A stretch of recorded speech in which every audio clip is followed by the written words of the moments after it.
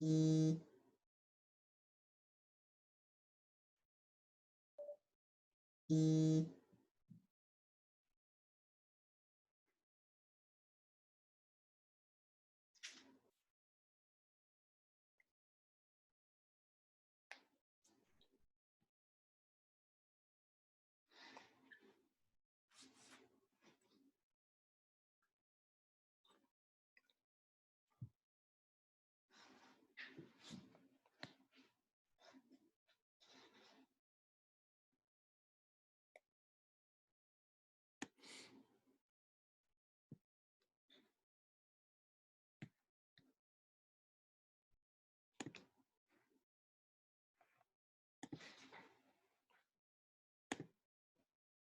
afternoon.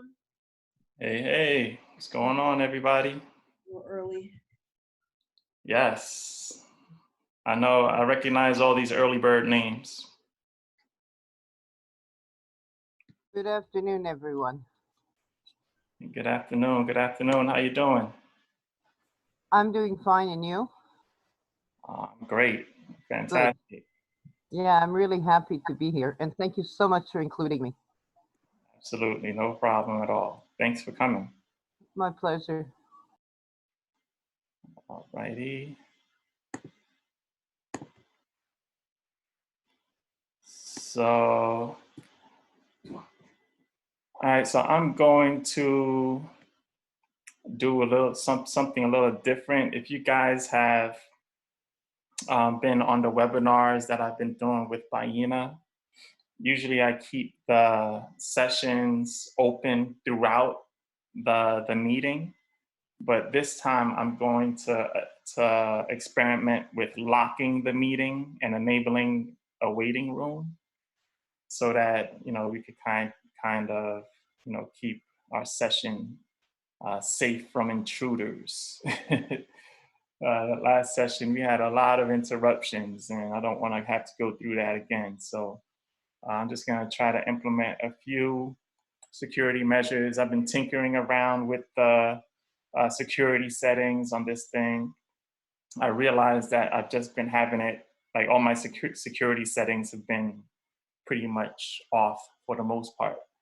So I'm going to use this session as a sort of like a test tool, because Baina and I, we're still going to continue our sessions. So I just want to use this as a test to make sure that, you know, when we bring Baina back, that we don't have any more interruptions. I have one question. Yes. I don't know why, but sometimes my connection cuts off, and then I have to reboot sometimes the whole computer. And when I come back in, I will be put into the waiting room, right? Yes. Well, right now I turned the waiting room off. Okay. So there is no waiting room, but I'm going to put the waiting room back on like after, like 15 minutes after 1. Oh, no problem. It's just that when, if I do disappear, that's because of my computer connection, or I have no idea. I see. But it's really cool that you're doing this, because nobody really wants to get exotic dancing. Yes. There's a time and place for everything, right? Uh-huh.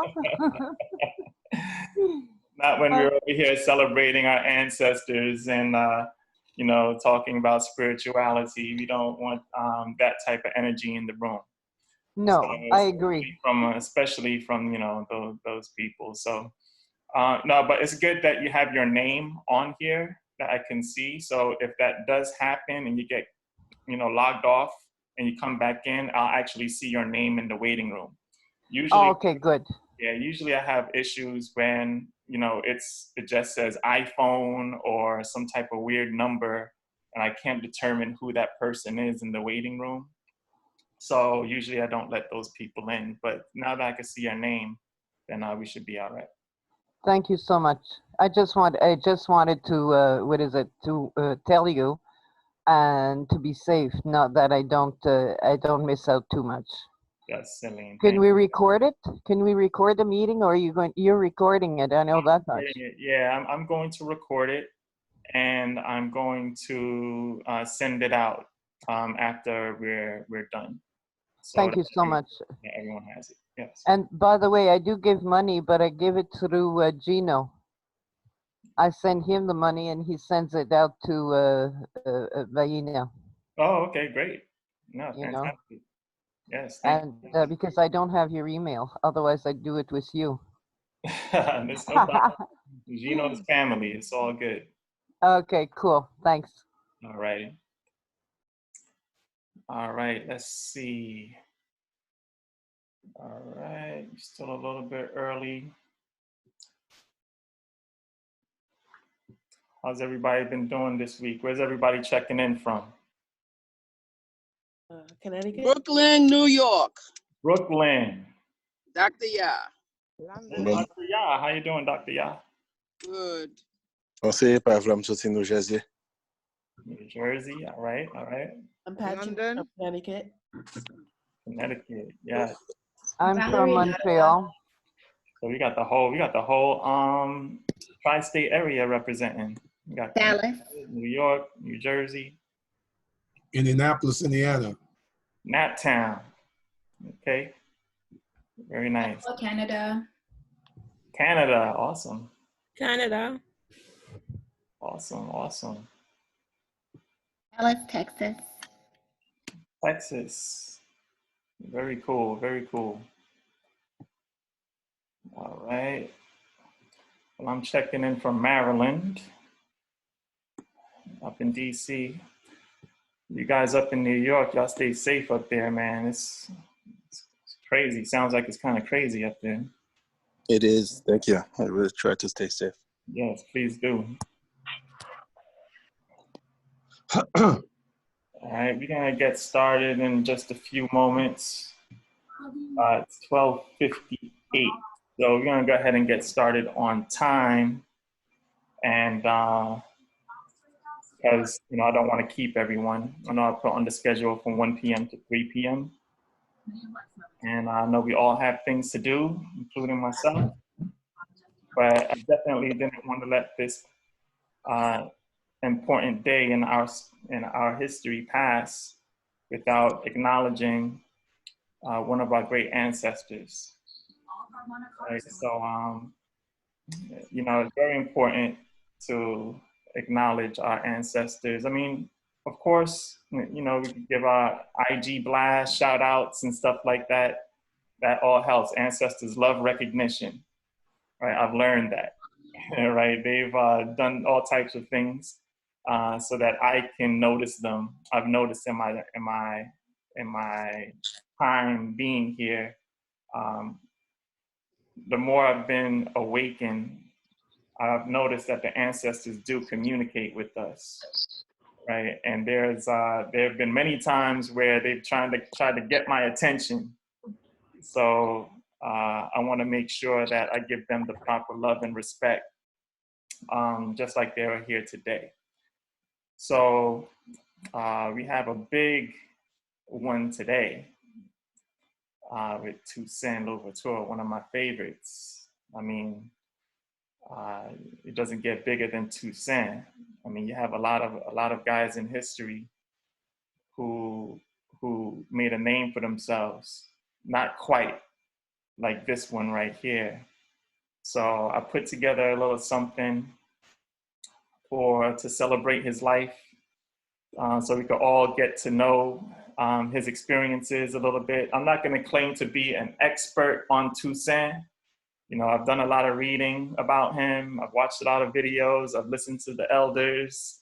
I'm even working on my own story of Toussaint. So I'm just going to do my best to kind of share what I know, right? Or what I believe to know about this great ancestor. So hopefully you guys enjoy it. Put some time into this presentation. It's a little bit of a history lesson, right? A little bit deeper insight into one of the greatest generals and political minds of all time, in my opinion, right? So let me see who we got in the room right now. All right, we're looking pretty good. I'm gonna go ahead, let's see, it's 1:01. So I got my clock set for 1:15 to lock the room down, right? So I could lock the room down so nobody else gets on. But for those who were unable to get on, I'll definitely send out the recording so that we all can have this. And everyone that's on right now, we'll have this recording as well. All right. So let's go ahead and get started. Let me spotlight myself. Spotlight myself. Do this right here. All right, cool. So hopefully everyone likes my flyer. There's I used to have a graphic artist that did all of my flyers, but I found this new app called Post on My Wall, and I'm able to create my own flyers. So it's very easy to do, and also it saves me a little bit of money in the meantime. So this is actually the first part of a series. So as you see on the top, it says Ancestor Birthday Celebration Series. So Toussaint is the first ancestor that we're going to recognize, but I'm also going to do this for other ancestors as well. I do like tributes, little historical lessons on our ancestors, not just Haiti, not just Haitian ancestors, but of course I got Dessalines, I got Kakwa, I have some of our women. So we want to celebrate their birthdays. I know sometimes it's very difficult to find out our ancestors' birthdays, especially when we go back towards like the Haitian Revolution. We know a lot of them, but there's still a lot that we don't know. We know most of their death dates, right? But me in particular, I like to celebrate birthdays and not the day that they died. You know what I mean? Because it just seems like more of a celebratory occasion to celebrate someone's birth rather than their death. But but Toussaint, we're lucky to have his birth date. He was born on this date, right? May 20th, I believe it was 1738, something like that. I gotta look that up. But I know it was May 20th. So I just want to put this together so that we could celebrate his life and do him a little bit of justice. And also, there's a lot that people don't know about Toussaint, right? I didn't really know that much about Toussaint. I knew the name Toussaint Louverture, but it wasn't until I started really researching his life that I really was like, oh wow, this guy really was amazing. Yeah, 1743. Thank you very much. I was like, wow. It wasn't until I really started digging into the history that I was like, wow. And then there were also times when, I've had thoughts like kind of like different feelings about Toussaint. But I know there's a lot of people out there who really don't know what to think about Toussaint, right? Like they know he was a great general and all that stuff, but as far as his mindset, they were like, well, was he really trying to be French, or, did he have the Blacks' best interest? Like what was he trying to be, like too friendly to the white population? So there was like a lot of ambiguous feelings towards Toussaint, right? And I wanted to kind of dig into that a little bit as well in this presentation. But the thing is, it's like we have to understand that the position that he was in and what he was trying to accomplish led to some of the decisions that he had to make, right? Like I wouldn't want to be in his shoes during that time. You know what I mean? Like it was one of the craziest times in history, right? With the Haitian Revolution, trying to balance, being not independent, but the abolishment of slavery and trying to put Blacks on the same, status as, the colonists, right? So, and even surpassed them, right? And Toussaint took that challenge on. So he had a lot of pressure. So he wasn't just trying to abolish slavery, free his Black people, free the Black population, but he also was trying to prove a point that we are just as good, if not better, than Europe and Europeans, right? And we can govern our own. We could do all this stuff our own. We don't need the help of any other country. We could govern our own. So he was dealing with a lot of different things, right? So we're gonna get into all of that stuff in this presentation. So let's go ahead and get started. But of course, before we get started, we just had another ancestor birthday yesterday, right? So this is the ancestor birthday celebration series. So I actually wanted to do this yesterday, but I didn't have enough time to put it together. But yesterday, of course, was the birthday of our ancestor, El-Hajj Malik El-Shabazz, Malcolm X, right? May 19th, 1925.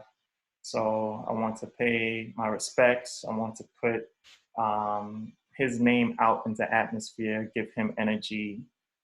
He's a great ancestor.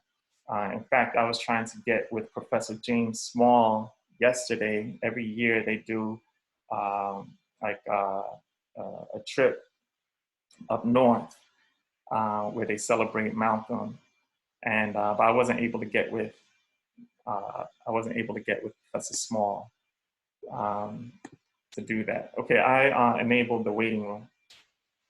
So everyone that comes in now has to go through the waiting room first. So if you know anybody that's trying to get in, just let me know. But as of right now, the room is kind of like on lockdown. Yeah, so big ups to Malcolm X. Big ups to Brother Malcolm. Okay, Toussaint. So, man, in a time of great men, right? There were so many great men in this time of history. This is like the age of revolution. We're talking about, like the 18th century, early 19th century, 18th century. And you had all these different types of generals, world powers, colonialism was happening, all over the place. And there were many books written about a lot of different people in history, but none more than Toussaint Louverture, right? Toussaint was one of those great figures in history that where you just find yourself in a situation, in an impossible situation, and you create something out of it, and it had worldwide ramifications. So you could only imagine the literature that was out there, written about this great ancestor of ours, from children's books. I have a number of these books. I have this book right here, this Jacob Lawrence book, with all of his portraits of Toussaint.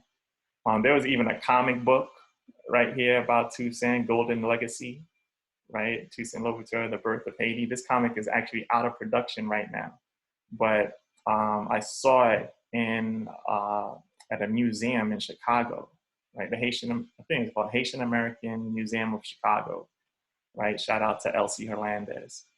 And I have a bunch of these books, the Black Jacobins. Some people say the Black Jacobins, some people say Black Jacobins. I like to say Black Jacobins.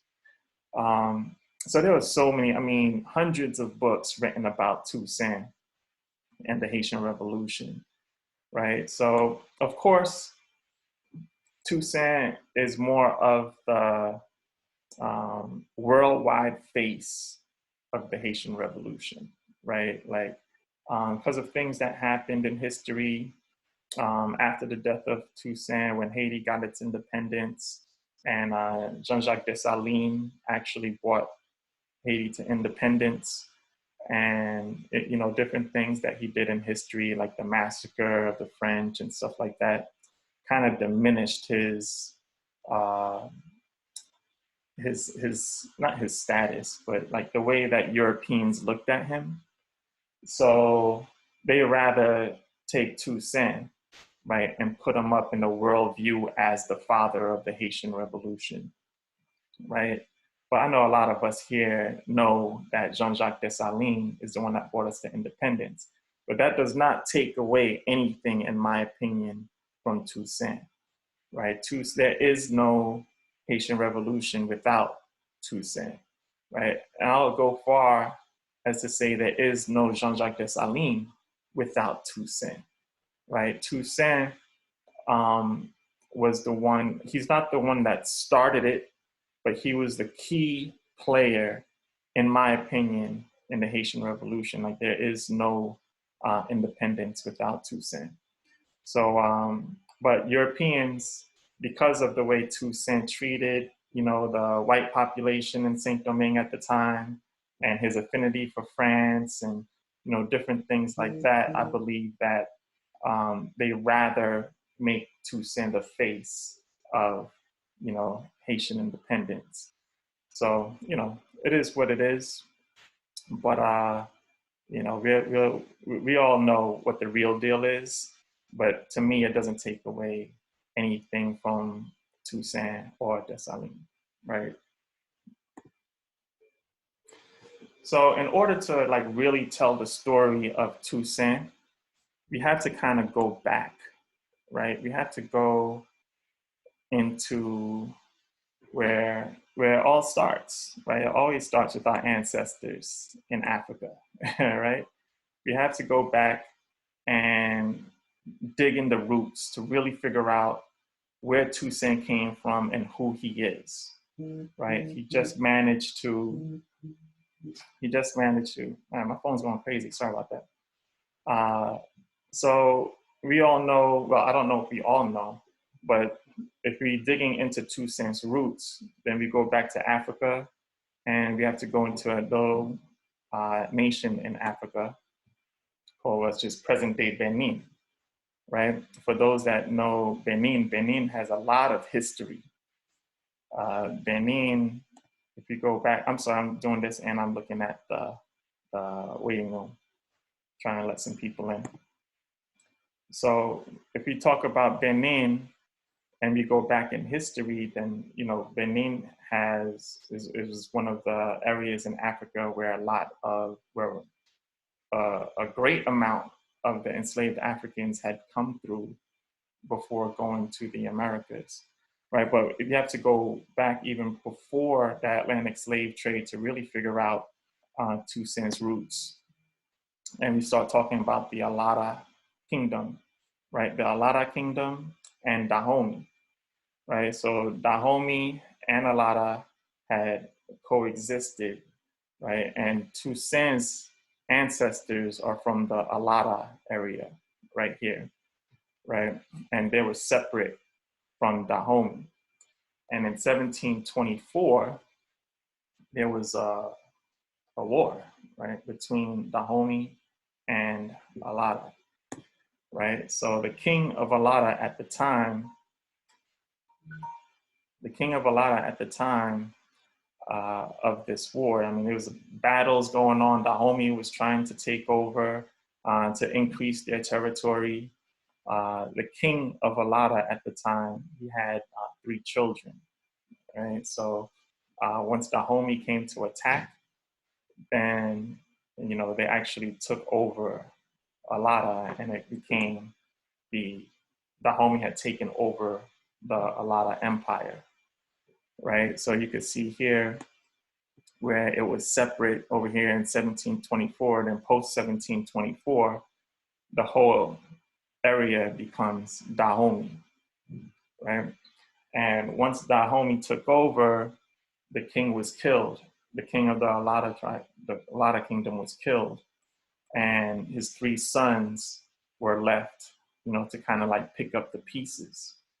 So one of his sons was a man by the name of Gao Guinou, right? Gao Guinou and his brother were kind of fighting for power, right? In now Dahomey. And the brother of Gao Guinou, he succeeded in conquering his brother, Gao Guinou, pushing him out. And actually, he ended up being enslaved, right? He was enslaved. So he was literally a prince, because this is the son of the king of Alada, right? He was pretty much next in line to take over the throne prior to the Dahomey Alada War. So when the sons went to battle, the other son actually allied with Dahomey, right, to push out Gao Guinou, and Gao Guinou was sold into slavery and sent to the Americas, right? And while in the Americas, even prior to getting to the Americas, when he was on the actual slave ship, he was given pretty much special treatment, right? They said, because they knew his status. This picture right here is actually from a book called Prince Among Slaves. I think it actually became a movie as well. So this is not Gao Guinou. This is not his picture right here. This is from a different book, a different story. But it's a similar story where somebody was, kidnapped. The son of the king was kidnapped, brought over to the Americas, and enslaved. Right. So a similar story between this and Gao Guinou. So they say, some say, even on the slave ship, he was given a hammock for the journey across the Atlantic to the Americas, right? So he was given very special treatment because of his status in the Alada Kingdom.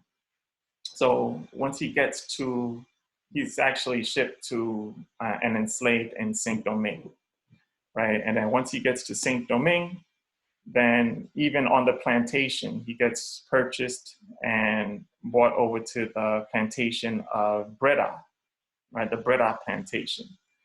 So even as he's enslaved on the Breda plantation, Breda has a reputation in history as being one of the more, I hate saying benevolent slave masters or slavers.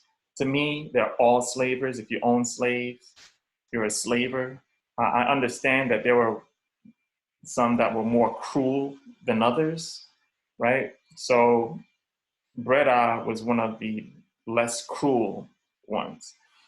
In fact, when Guinou got onto the plantation, he was still recognized as being, a prince, right? Still recognized, not necessarily a prince, but he was given special treatment, right? And in fact, he was given his own cottage. Some say that he was even given land, right, to cultivate with 5 workers to work the land. So he wasn't the typical enslaved African on a plantation in Saint-Domingue, right? So he was given special privileges. And, the other enslaved Africans on the plantation recognized who he was and, paid him the proper respects and tributes. So he's there doing his, and because of his circumstances, he's there doing the best he can. So he meets another enslaved woman called Pauline, right? Pauline, they get married, they have a family, they have 8 children, right? 8 children, 3 boys, 5 girls. Let's see, there's a lot of people trying to get in here. Let's see. Rich. All right, sorry for the quick break. Just trying to let some people in. The ones I don't recognize ain't getting in, sorry. Let's see, fancy, okay, I know that. All right. So now he has his huge family, 8 children. And this is just, of course, this is not the picture of, Gao Guinou and his family. This is just a picture I just, put together for reference. So 8 children, 3 boys, 5 girls.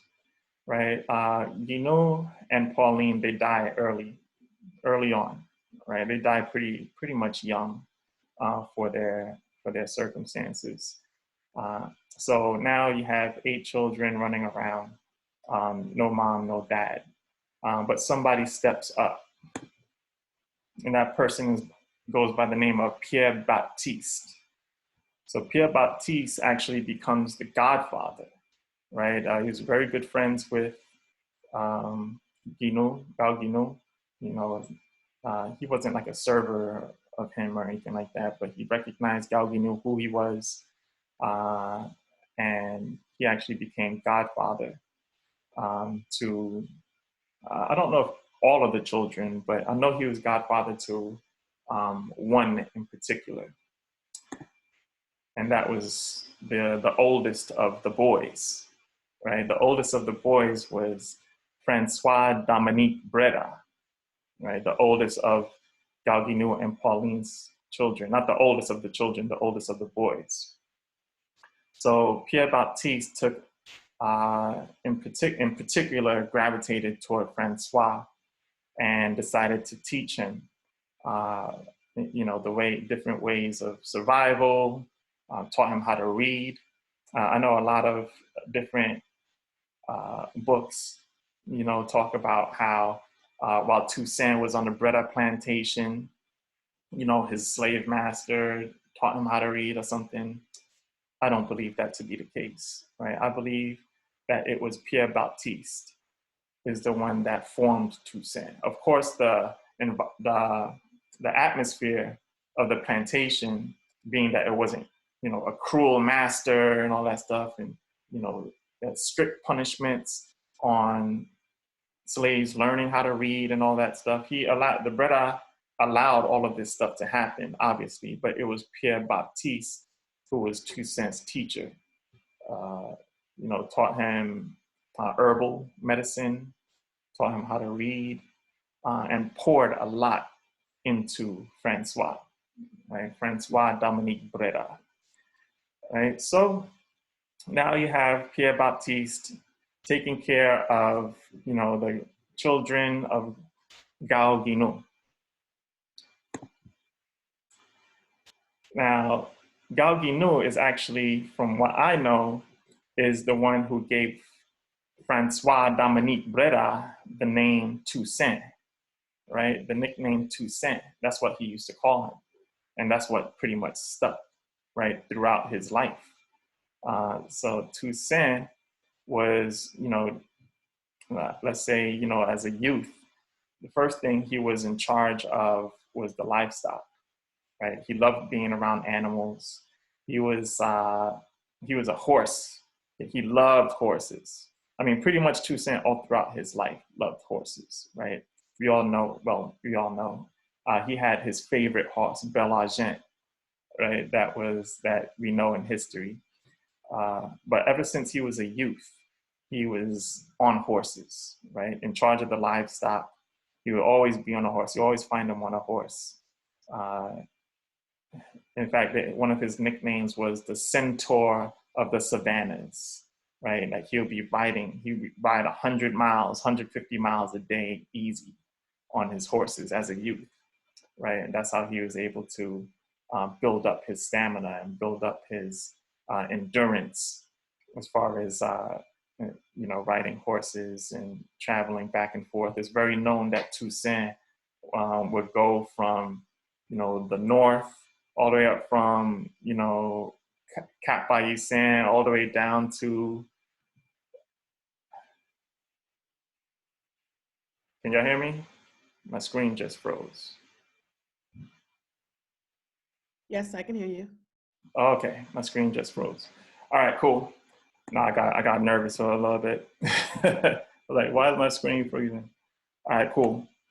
So he built up his stamina riding horses all around the colony, and became very proficient in the art of riding horses. So that's pretty much Toussaint's life on the plantation as a youth, taking care of the livestock, you know, riding horses, always in good favor with the slaver, you know, the Breda. They always kept them in high regard, mostly because of, you know, who his father was, you know, on the plantation. And he was given special privileges than the other enslaved Africans on the plantation. Now, I have this illustration here. This is of Mackandal. You know, if anyone that knows me knows Mackandal is probably my favorite revolutionary. But it's said that Toussaint was at this event right here that happened January 21st, I believe, 1758, which was the supposed execution of Mackandal.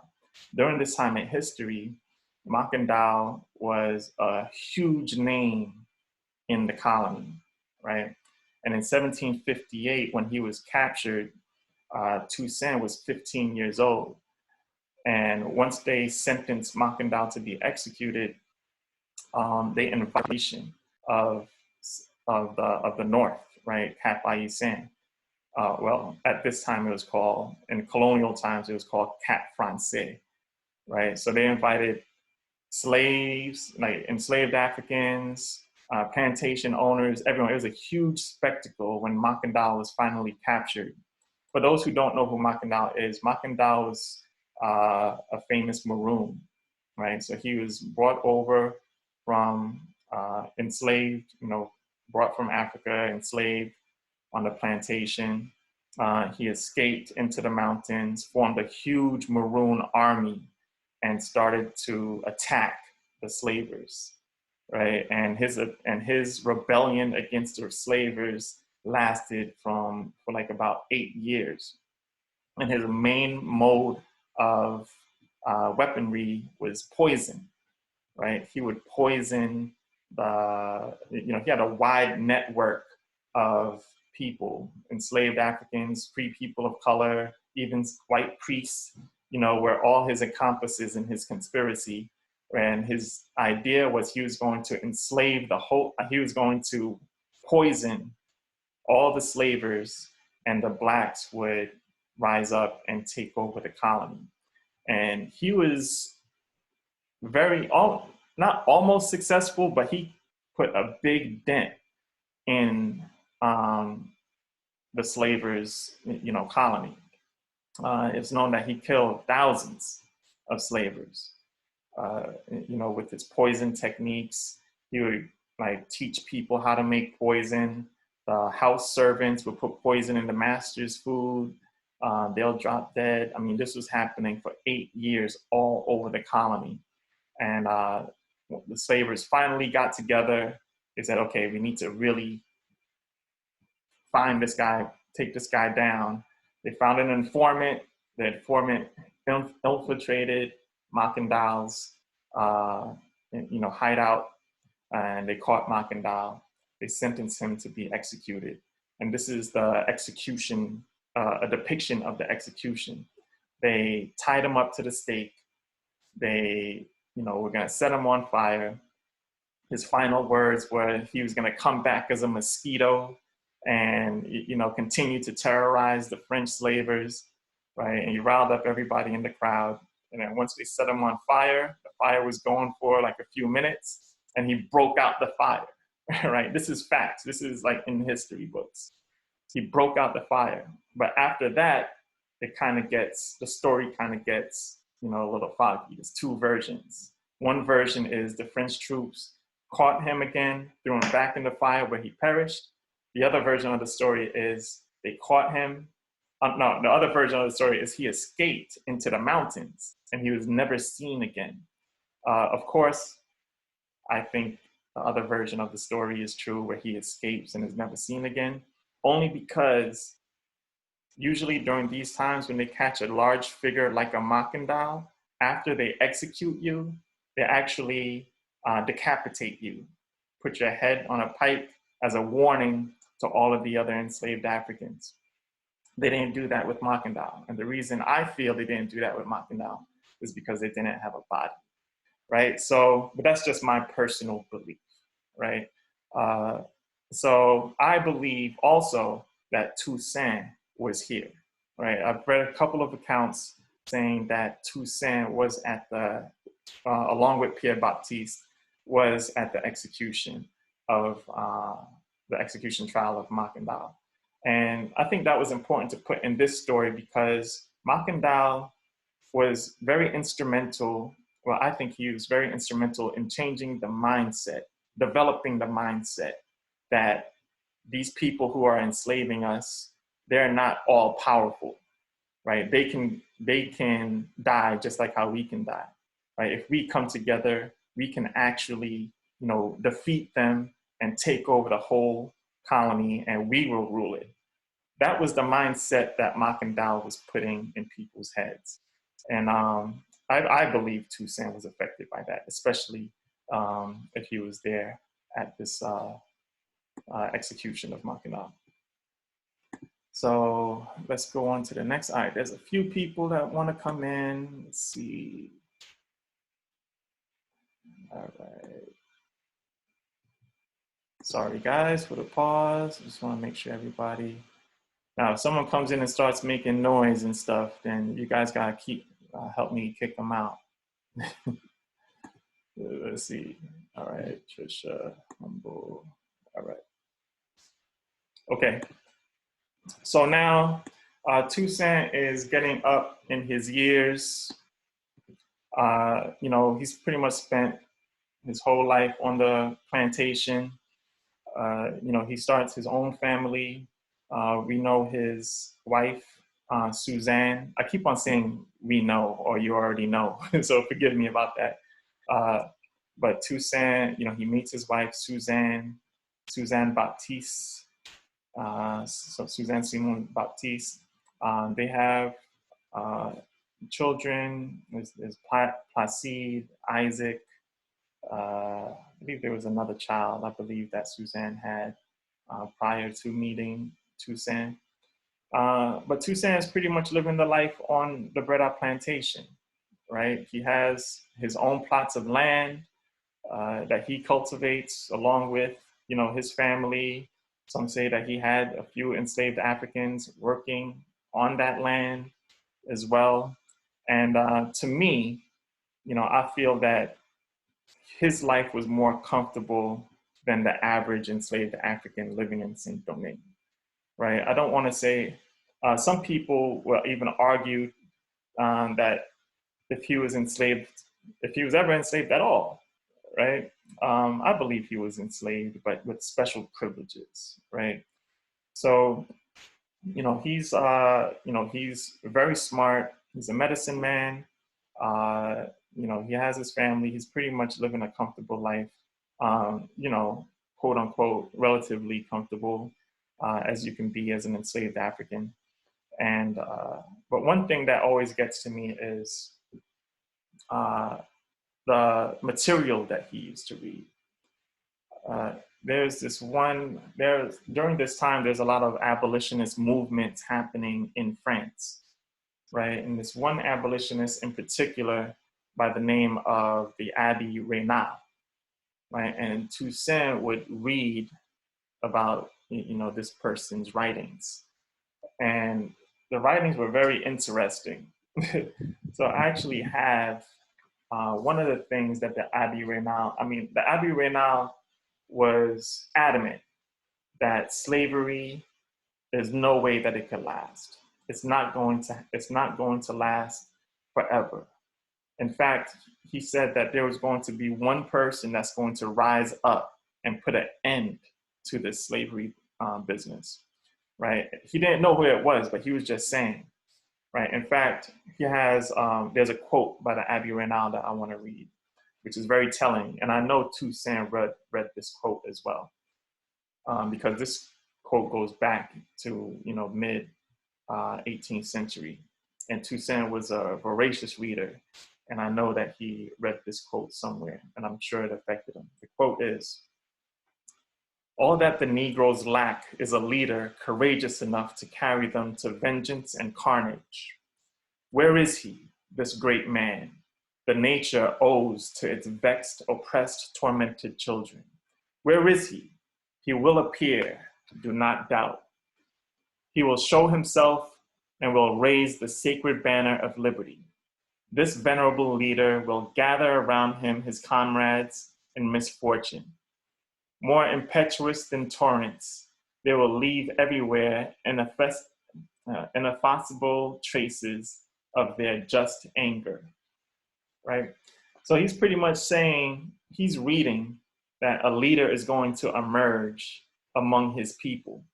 So I'm sure even though his life is of a privileged enslaved person on a plantation, I'm pretty sure that he sees the horrors happening all over the colony with his brothers and sisters, right? So I don't know how he really feels about it at this particular time, but you know, he'll rise to action soon. All right, so moving along, I didn't want to make this presentation too long because I did want to touch on the French Revolution because that played a huge part in the Haitian Revolution, in my opinion, right? So of course, we're talking about like late 1780s, early like 1789, 1790, the fall of the Bastille, the Declaration of the Rights of Man. For those who don't know what the fall of the Bastille is, that's when the they pretty much the peasants, well, not really peasants, but there was like a middle class in France that wanted the same rights as the royal class, so they wanted everyone to have equal rights. But anyway, they stormed the armory and like stole all the, like took all the weapons and started fighting against, you know, the monarchy. And then they formed I believe it's called like a convention, and they came out with the Declaration of the Rights of Man, right? Which means that everybody is created equal, everybody should have equal rights, everybody, right? So when they said everybody, I believe they meant everybody, including mixed race people, and I'm not sure if they meant blacks, but I know they meant the mixed race people. So the mulattoes and the blacks are now like, okay, well, yeah, I believe that. We all are equal. We all should have equal rights, right? But in the colonies, it was much different. In the colonies, it was white supremacy. That was it, right? They didn't want to hear anything, like in Saint-Domingue, Guadeloupe, Martinique, they didn't want to hear anything about everyone has equal rights, right? So the white elite down in the colonies did not agree with everything that was going on in France, right? They were all, you know, royalists, and they didn't want to, they're not even thinking about, they all know what's happening with the French Revolution, but they're not trying to hear any of that when it's concerned to their land, their enslaved Africans, and, you know, the oppression of the mixed race. So there was this one mulatto in particular, his name was Vincent Auger, and he was trying, so there's a lot going on here. I'm not gonna be able to touch everything, but Vincent Auger pretty much took up arms against the white elite and tried to fight for the rights of the mulatto class, but he was wiped out pretty much. He was wiped out and executed in horrific fashion, and the oppression of the mulattoes and the blacks still, you know, existed in the colonies. So now we fast forward to August 14, 1791. And what we're gonna do, everyone, is I just wanna get through the presentation, but if anyone has questions, put your questions in the chat, right? Put your questions in the chat room, and then at the end of the presentation, we're gonna have a discussion. But I just want to kind of get through the presentation very quickly, because once I start answering questions, it could start getting very long. So if you have any questions as we're going, go ahead and put it in the chat, and then at the end of the presentation, I'm gonna go through the chat, go through the questions, and then we can open up for questions at the end, all right?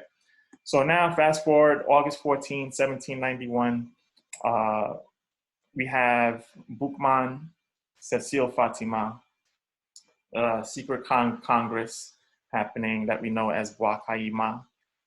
Pretty much the Africans are like, oh, you know what, the slavery business, and don't think that they didn't know about all this stuff that was happening in France as well.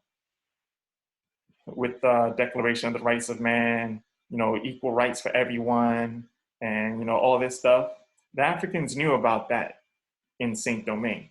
The enslaved ones, the Maroons, everyone, right? So they started thinking like, you know what, maybe now is a good time. While they're fighting for their rights up there, we could start our fight down here as well. In fact, it was just a timing thing because they've been planning, Cecile Fatima has been planning something for a long time, right? So the timing was right, in my opinion, to strike.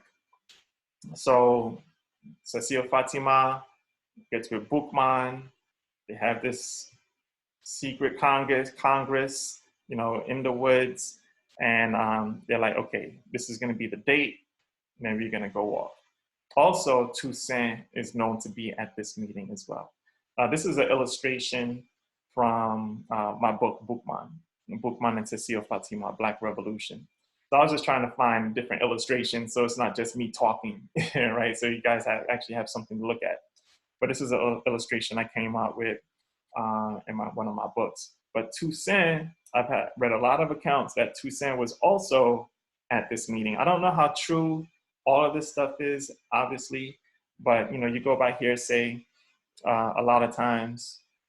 There wasn't a record of attendance at the Bois Cayema ceremony, but I've heard from more than one place that Toussaint was at the Bois Cayema ceremony. All right. So, of course, after August 14, 1791, the following week, everybody rises up in rebellion, right? Bookman is the supreme leader. He's at the head of 15,000 rebels, going from plantation to plantation, burning down the master's house, burning down the, refining equipment, killing everybody in sight, all the slavers and their families and all that stuff. It was complete, we taking our lives back, right? So one thing that was interesting, though, that I've read a few places as well, was Toussaint was, he was part of the ceremony. He knew what was happening, right? And he had forewarned the current master at the Breda plantation, Libertad, right? That this was happening and y'all need to get up out of here, right? So he had forewarned the people, mostly because of the way they treated him. They treated Toussaint humanely. They gave him certain privileges. Toussaint actually looked at them as friends, right? He looked at them as, this is part of my family as well, right? I truly believe that he didn't want to see anything bad happen to them. So he gave them a heads up. He was like, look, y'all gotta go, right? In fact, there's a part, I've read this a few different places, where Toussaint was actually at the Breda plantation and refused to let the rebels come inside and burn it down, right? So this is actually an illustration I'm working on. For those that don't know, my next book is Toussaint, about Toussaint. So I have 3 books, Haiti, the First Black Republic, Mackandal, Bookman. So the next story I'm writing about is Toussaint. So I kind of got delayed with, all this craziness that's happening in the world right now. But these are like some of the sketches. I kind of sprinkled them around this presentation a little bit. So this is an illustration of Toussaint out in front of the Breda plantation, stopping the rebels from coming in, and Libertad and his wife, fleeing. In fact, the story is Toussaint stopped the rebels from coming in, and in the back was his brother, Paul Louverture. And Paul drove the wife to Cap Français, to, so that they could flee to safety. The Baron de Libertad was already in Cap Français, but the wife and the kids, Paul Louverture, Toussaint's brother, actually brought the family over to Cap Francais so that they could flee. So, you know, Toussaint, this is Toussaint, right? Like that's his personality. He's not like, if somebody treated him fairly, you know, I believe that he looked out for their best interest. So this is him saving the plantation where he grew up. So after he saves, you know, his master, then he not his master, I don't like saying the word slave master. I like slaver, right? They're not masters. So after he saves the slaver on the plantation where he grew up, you know, then he starts to immerse himself into the revolution. I believe he was calculated when it came to that. I think he wanted to kind of wait. He was sort of like on a wait and see type of situation. Like, all right, I don't want to get in too early because I don't know if this is just a regular, you know, insurrection that's going to get put down in a couple of days and then everyone that's involved is going to get killed and all that stuff. So I believe that he was calculated with his involvement, right? But once I believe he judged that, you know what, this is the real deal, then I believe that's when he fully immersed himself. And once he immersed himself, he was a follower of Bookman, but once he was in the camps, he wasn't a fighter, right? He was actually the doctor. He was like the medicine man, right? So the troops, the rebels that would get injured, they would go to Toussaint for treatment. Obviously, this is, you know, an illustration that doesn't depict, you know, that, but, you know, it's an African medicine man, you know, taking care of somebody. So that was his role, right? So he didn't come in guns blazing, you know, bayonet, sword, chopping heads off. So I believe that still he's calculating, right? He's trying to find information. He sees the condition of the rebel army, right? He sees that they're naked. There was one quote from Toussaint that said, you know, the army is naked as earthworms. You know, there were rebels that were fighting that were completely naked. They had no guns. They didn't even know how to use guns, right? All they knew was that, you know, we fighting for our lives right now, right? So they'll pick up anything and make it a weapon. And their advantage was their numbers, right? So, but now, you know, you have the French who, you know, called in the reinforcements, and, you know, they have these state-of-the-art weapons at the time, you know, the bayonet, they had gunpowder, cannon, all types of stuff. So we have these rebels that are trying to fight, you know, this powerful enemy. And I believe Toussaint is like, you know, looking at the situation, and it's like, you know what, it's a tough situation, but I think he's calculating how he can best, you know, the best move, the right moves to make. But at this time, he's the medicine man taking care of the injured rebels in the rebel camps. Now, I just inserted this because, you know, Bookman eventually was captured and executed. So, you know, he attempted to storm the capital, Cap Francais, and he was, okay, hold on one second. Let me admit a few people here. Unfortunately, I'm not going to admit names that I don't recognize. I'm sorry, guys. I'm gun shy, man. Too many interruptions in the past. You're gonna try to do this the right way. All right. So in so Bookman, November 1791. Oh man, what's going on?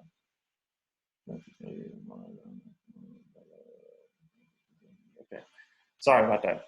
All right, November 1791.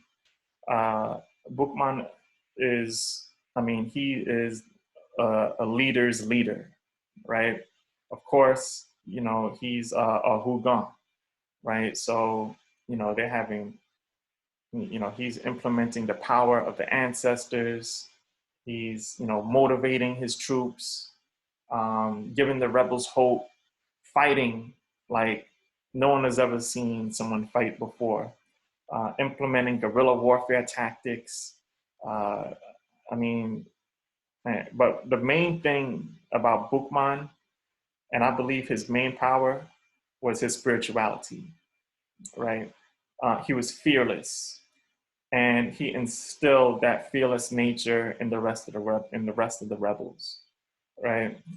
Based in African spirituality, right? We all know Bookman's. I keep on saying we all know. Bookman. He had a prayer at Bois which said, throw away the image of the white man's God, and embrace our God, So he's trying to get into here and in here, right? The head and the heart. And it worked. And so the rebels were fighting fearlessly. Thousands of them, pretty much all of them. That's Bookman right there. That's my painting of Bookman and Cecile Fatima. So he attempts a bold move, which is invading the capital. I mean, the French pretty much concentrated most of their forces in the capital, Cap Français, and Bookman attempted to raid, right? So it was unsuccessful. He was captured and quickly executed, decapitated, head put on a pike, put at the edge of town as a warning, right? Like, this is your leader, right? Leader of the rebels. So, I mean, it definitely affected the rebels, right? They had, 2 or 3 days of mourning, right? Voodoo ceremonies happening before they went back to start fighting. But the fall of Bookman actually was a huge event because I believe that Bookman's vision was clear. It's like, no more slavery, right? We're not fighting to negotiate, right? This is a fight to the death, right? It's freedom or death. That's what I believe Bookman was fighting for, right? So when Bookman died or was murdered, then I believe that the next leaders that came up, well, I'm gonna go to that next slide, but this is a Bookman memorial. This is in Cap Haïtien, when I visited Haiti. So I went to pay my respects to Bookman. This is an area where he was executed. So now you have these new rebel leaders after the fall of Bookman, right? So you have Biassou, Jean-Francois, and Genot. Now these guys were Maroons. I believe Biassou was a Hugon as well. And Genot, they were all formerly enslaved. I know Jean-Francois was a Maroon. I'm not quite sure about Biassou, but I know they were all formerly enslaved. I believe they marooned. But now you have them as the next in line. Right? This is the next wave of leadership after the fall of Bookman. Right? So Biassou, Jean-Francois, and Genot, they're taking a look at the rebels, and they're like, man, we in bad shape. Right? We're going to continue this fighting and everything, but it's not looking good. So I believe that they started looking at their personal interest in this whole thing, right? Where Bookman had the mindset of, freedom or death. These guys were like, okay, well, let's see how we could get out of this thing, right? I'm not saying that as, okay, let's go back to the plantation and be slaves and forget this whole thing ever happened. That's not what I'm talking about. I'm talking about, like, I don't believe they had the same mindset as Bookman. And you could tell based off of the events that happened shortly thereafter. So Biassou, Jean-Francois, and Genot, they end up taking over the leadership roles. They have their own camps. Biassou has his own camp. Jean-Francois has his own camp. Genot has his own camp.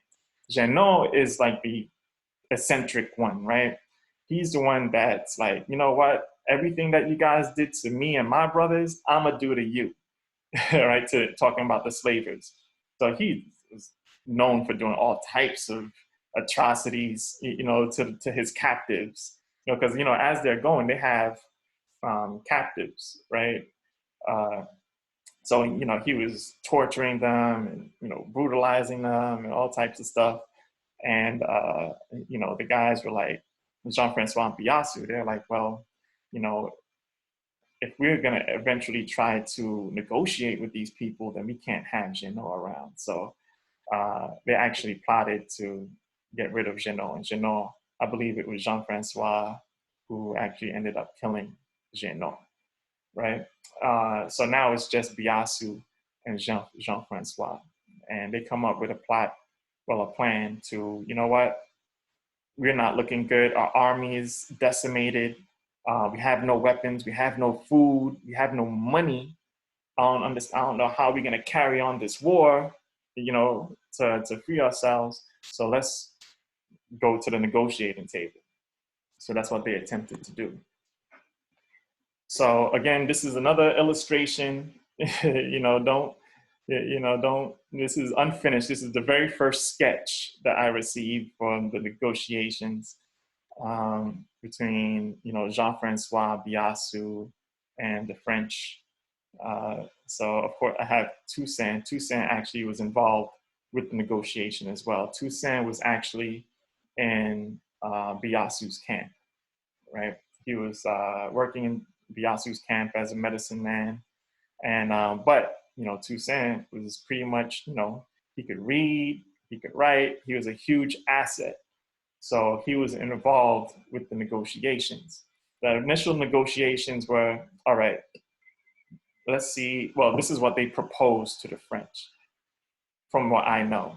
They said, all right, we're gonna ask, right, that you, you know, just all your captives, which is pretty much their wives, right? Jean-Francois's wife, Biassou's wife, or, you know, a couple of the other rebel leaders, their families, right? You know, give us back, you know, free the people that you caught, you know, that you have in your camp, and which is probably like about 300 people, and, you know, give us some concessions, you know, abolish the use of the whip, you know, let us have, you know, another day off, and we'll make sure that we send all the other rebels back to the plantation. That's what they proposed to the French, right? And the French was like, not gonna happen, right? If we give one, I mean, I'm not saying that they said this to the rebels, but pretty much I guess what they're thinking is, man, if we give them one concession, then we're gonna have to give it to everybody. They're gonna know that we can negotiate. So they were like, we're not giving you guys anything, right? So that's the way it ended, right? And then the fighting continued. So there was no negotiations, but it's this negotiation part which leads me to believe that they were not of the same mindset as Bookman. I don't believe Bookman was going to go to the negotiation table with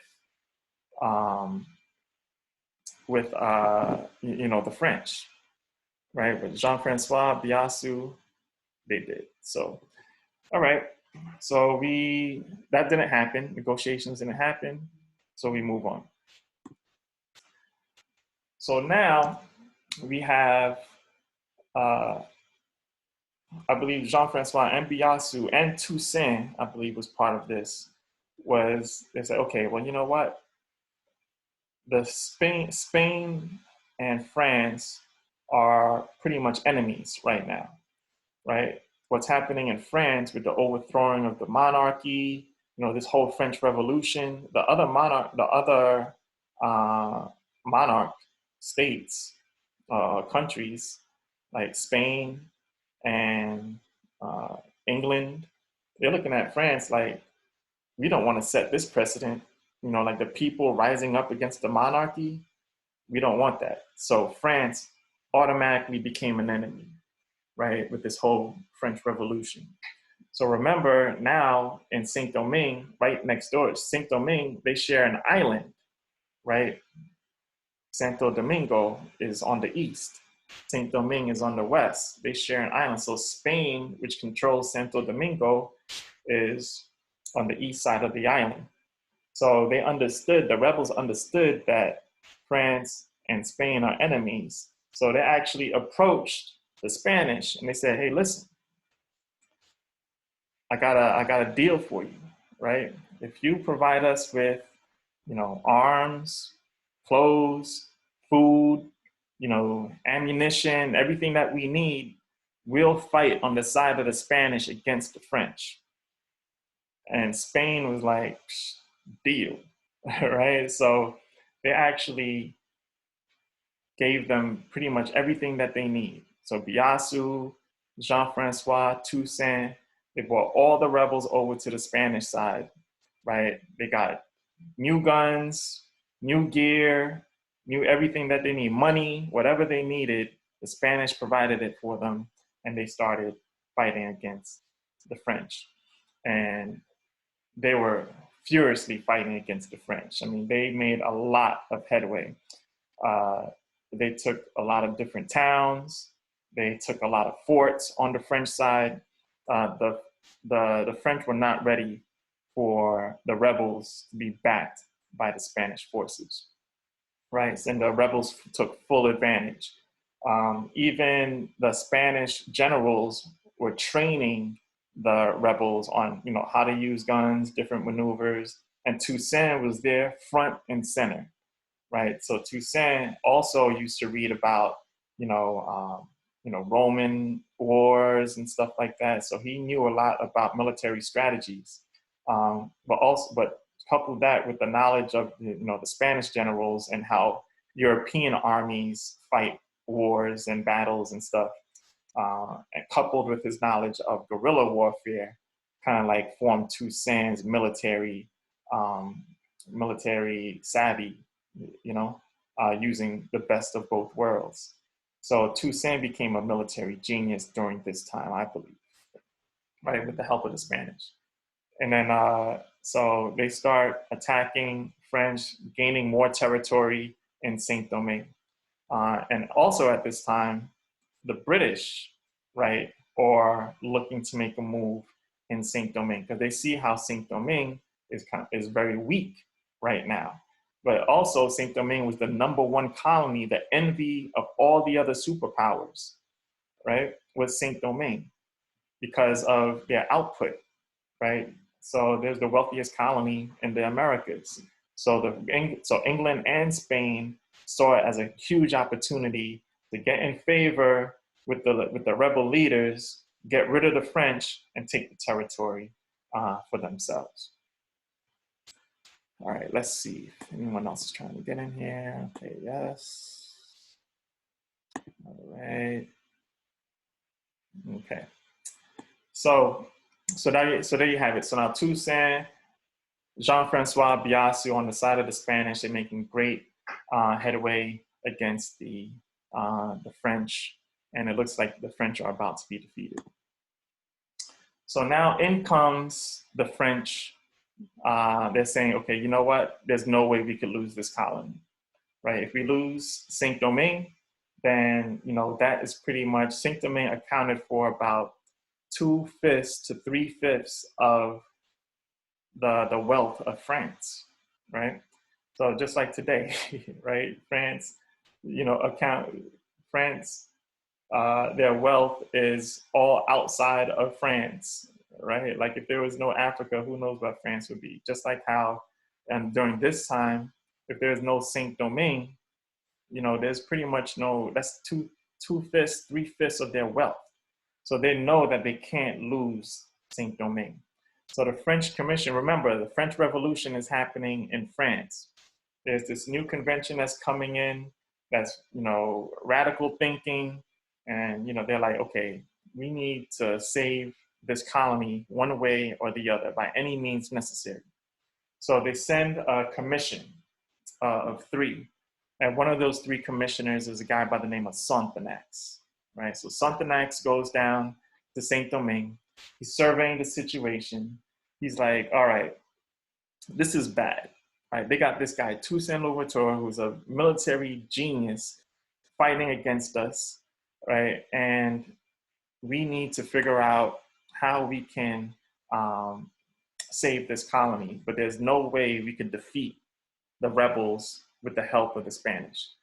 So he figures the only way that he's going to be able to save the colony is to abolish slavery, which means that the whole enslaved population of Saint-Domingue would now be free. Now that was intriguing to the Black population, right? Because the Black population is pretty much all the enslaved Africans, the whole enslaved population. So they're like, okay. So Sonthonax, he starts getting support for this thing, and he makes pretty much a unilateral decision on August 1793, in August 1793, and he writes that slavery is abolished in Saint-Domingue. No more slavery in Saint-Domingue, right? So there's this huge celebration happening. It's like, wow, you know, all this stuff. But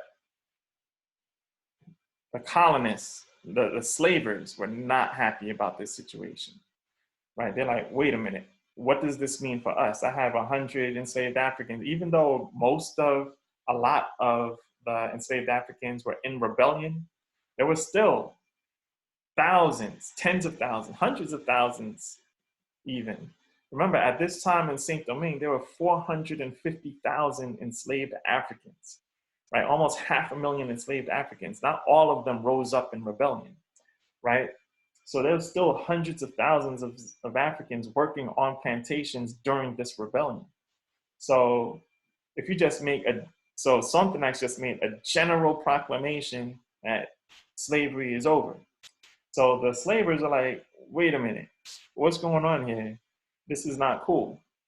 So they start, really rebelling against this French commission. So especially Sonthonax, he was not a liked figure to the colonists. So now Toussaint, Jean-Francois, Biassou are on the French side, on the Spanish side, and they trying to figure out, wait a minute, if there's no more slavery happening in French Saint-Domingue, what's gonna happen if we continue to battle against them and we win the territory for Spain? If we win the territory for Spain, Spain still has slavery. So are they going to re-implement slavery once we take it over for Spain? So they had a decision to make. So Toussaint was still like in a wait and see kind of situation. He's like, all right, well, let me see how this thing plays out. All right, so Toussaint is like, I'm gonna wait. So he waits all the way up until February 1794, where the official word comes down from France that slavery is abolished in all of their territories, right? And everybody that was formerly enslaved are now French citizens, right? That was the decree. That was stamped into law from France, right? At this huge convention. So once Toussaint got word of that, he made his move. He was like, all right, that's all I needed to know.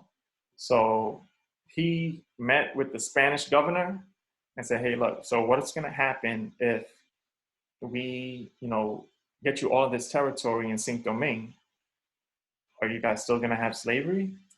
Of course, what are you talking about? I mean, of course, you're not gonna be a slave. Your people are not gonna be slaves. The people that are in the army, they're not gonna be slaves, but the population, of course, we're gonna take it so we can make money. So he's like, okay, all right, cool. So he goes back, finds some of his, his top leaders, which was at that time Dessalines. Jean-Jacques Dessalines was with him. Henri Christophe was with him. His nephew Moïse was with them.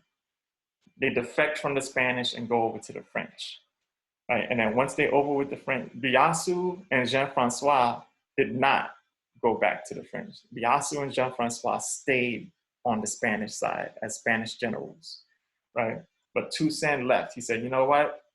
I'm gonna go back and I'm gonna fight on the side of the French. I'm gonna fight on the side of liberty, right? So he felt that that was the best of both worlds. We're gonna be free, and we're part of the army and all that stuff. So I'm gonna fight for that. So that's the decision that Toussaint made.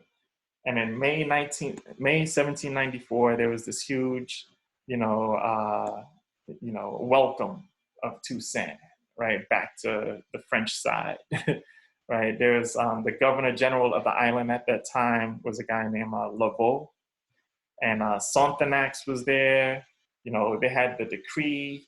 They read it in Creole, right? They read the decree in Haitian Creole so that the whole population, you know, could understand what was happening.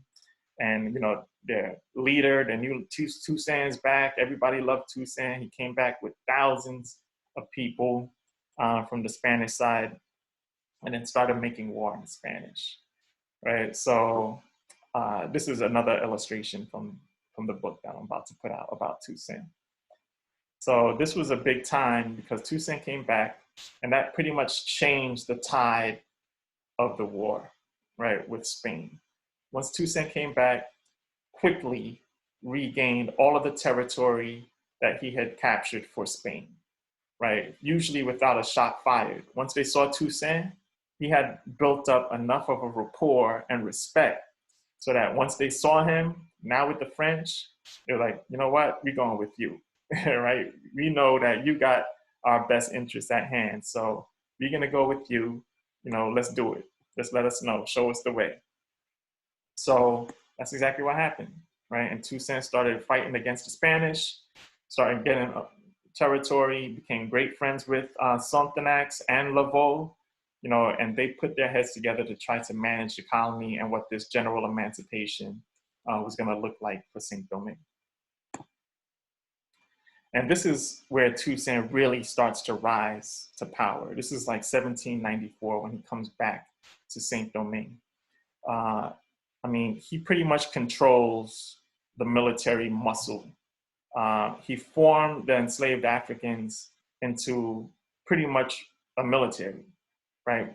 When they left Saint-Domingue as rebels to go to the Spanish side, they came back as like a real kind of like structured, disciplined army, right? They still didn't really have a lot of food, a lot of, you know, guns, this, that, and the other. However, they had the discipline, they had experience, they had, and Toussaint pretty much was the mastermind, right? And they followed everything to the letter, right? Toussaint made sure he instilled discipline in the army. That was the first thing. He said, without discipline, you don't have an army, right? So he instilled that in him. They still had that fearless fighting energy like they had under Bookman, and they became one of the most formidable armies in the world, right? Let alone Saint-Domingue. So, and Toussaint was at the head of it. And everyone knew that Toussaint at this time was growing to be the most powerful man in Saint-Domingue. So along with Sonthonax and Laveau, they start implementing different types of, you know, okay, so how's this emancipation gonna look?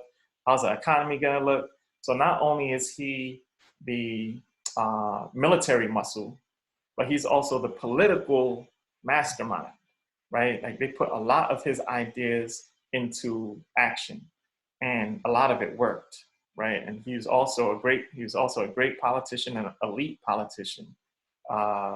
And he tried to, you know, cover all of his bases. He tried to make sure that the Black population was good. He tried to make sure the white population was good. He tried to make sure the mixed race population was good. He had a lot on his table, right? So around this time now, remember I said that England was trying to get control of Saint-Domingue during this time as well.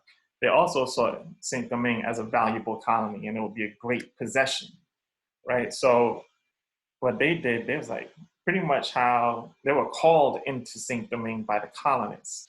So remember when I said the colonists were not happy about this abolition of slavery. So they started calling on the British. Remember, the British had the colony right there in Jamaica. So they called out to the British and they said, listen, we will open up the country to you. We'll open up the colony to you if you come in and defeat the French, right? We'll make Saint-Domingue a British colony, right? If you come in and reinstate slavery and we could keep our lands and all that stuff. So the British were like, sure, we'd love to do that. So a lot of this was happening while Toussaint was on the Spanish side as well, fighting against the French. So the French were fighting in Saint-Domingue, were fighting against the Spanish and the English. And they lost a lot of territory. The British took a lot of territory in the South. You remember, the British has the most powerful navy in the world at this time. So they took over a lot of the ports, the Mole St. Nicolas in the north, Jérémie, Léogane, a lot of those towns were British occupied. So the colonists welcomed them in, let them in their houses and stuff, set them up, and they started gaining territory rapidly in Saint-Domingue. So Toussaint now comes over to, the French side.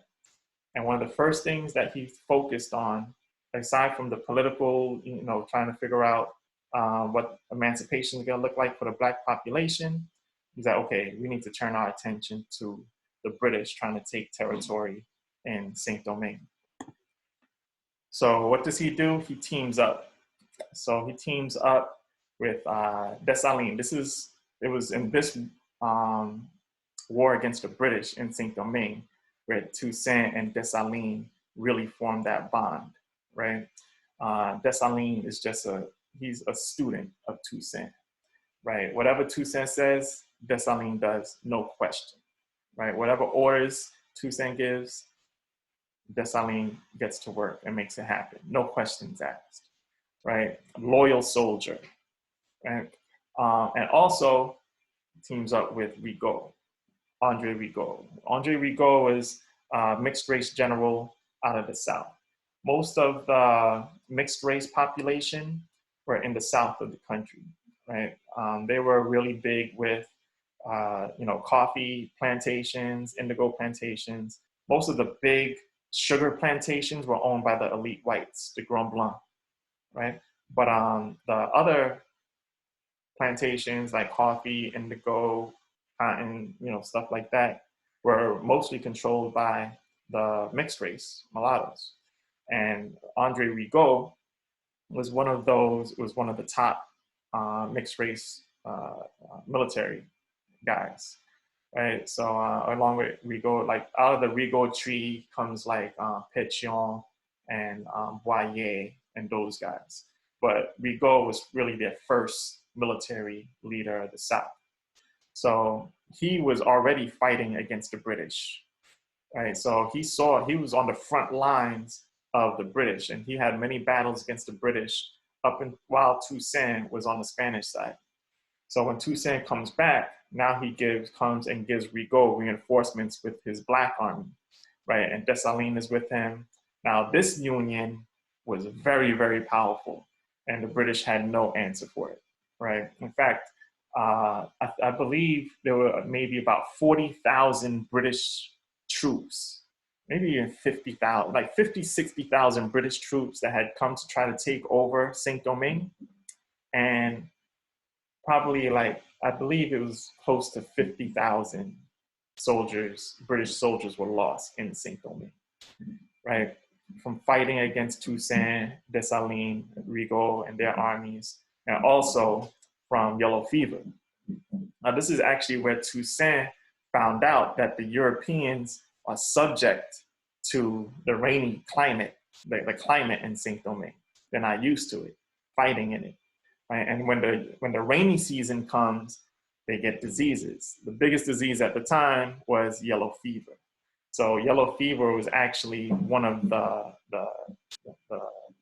main causes of the decimation of the European troops, along with the fighting of Rigaud, Toussaint, and Dessalines. So they fought for a few years. Eventually, they completely expelled the British, defeat the British, kick them out of the colony, right? So then now the colony is British free, Spanish free. Now Toussaint can concentrate on other things. One of the things he did was he formed alliances, right? I believe a lot is said about Toussaint, not bringing us to independence, but I believe he was strategically moving chess pieces right, to ultimately get to that point, right? I believe he didn't want to make, he knew that he had to make allies.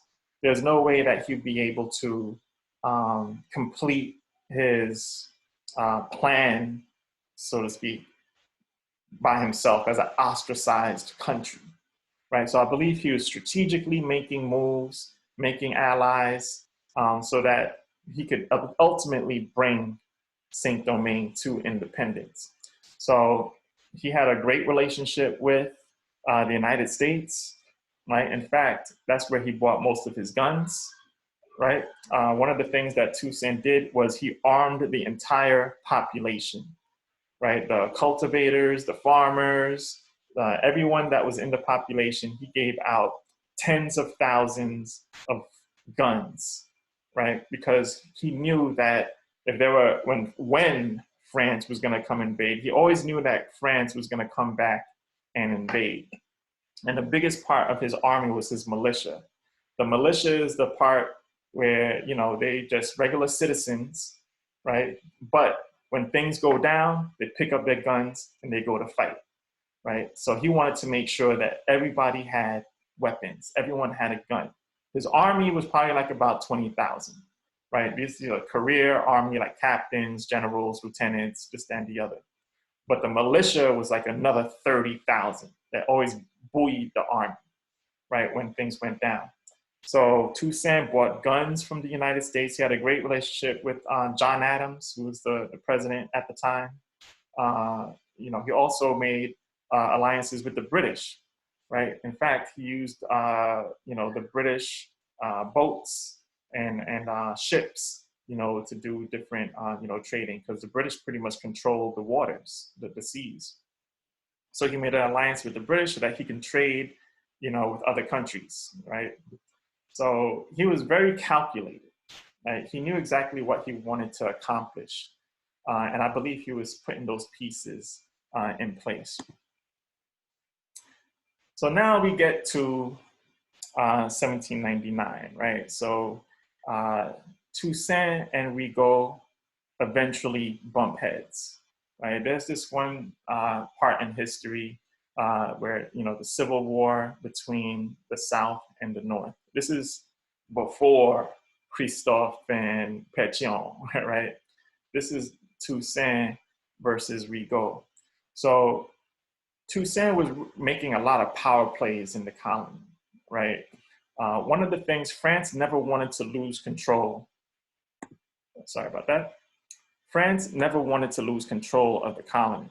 And Toussaint definitely was a threat. They knew Toussaint was a threat. He was gaining too much power, right? So, and Toussaint was not backing down. He was making power plays all over the place. So France kept on sending commissioners, right? Like a Sonthonax, who actually was supposed to be the governor general. The governor general is the person who pretty much has supreme power in the colony. So they didn't want Toussaint to be governor general, right? Toussaint was, I think, under Laveau, and when Sonthonax was around, he was lieutenant general and commander-in-chief of the army.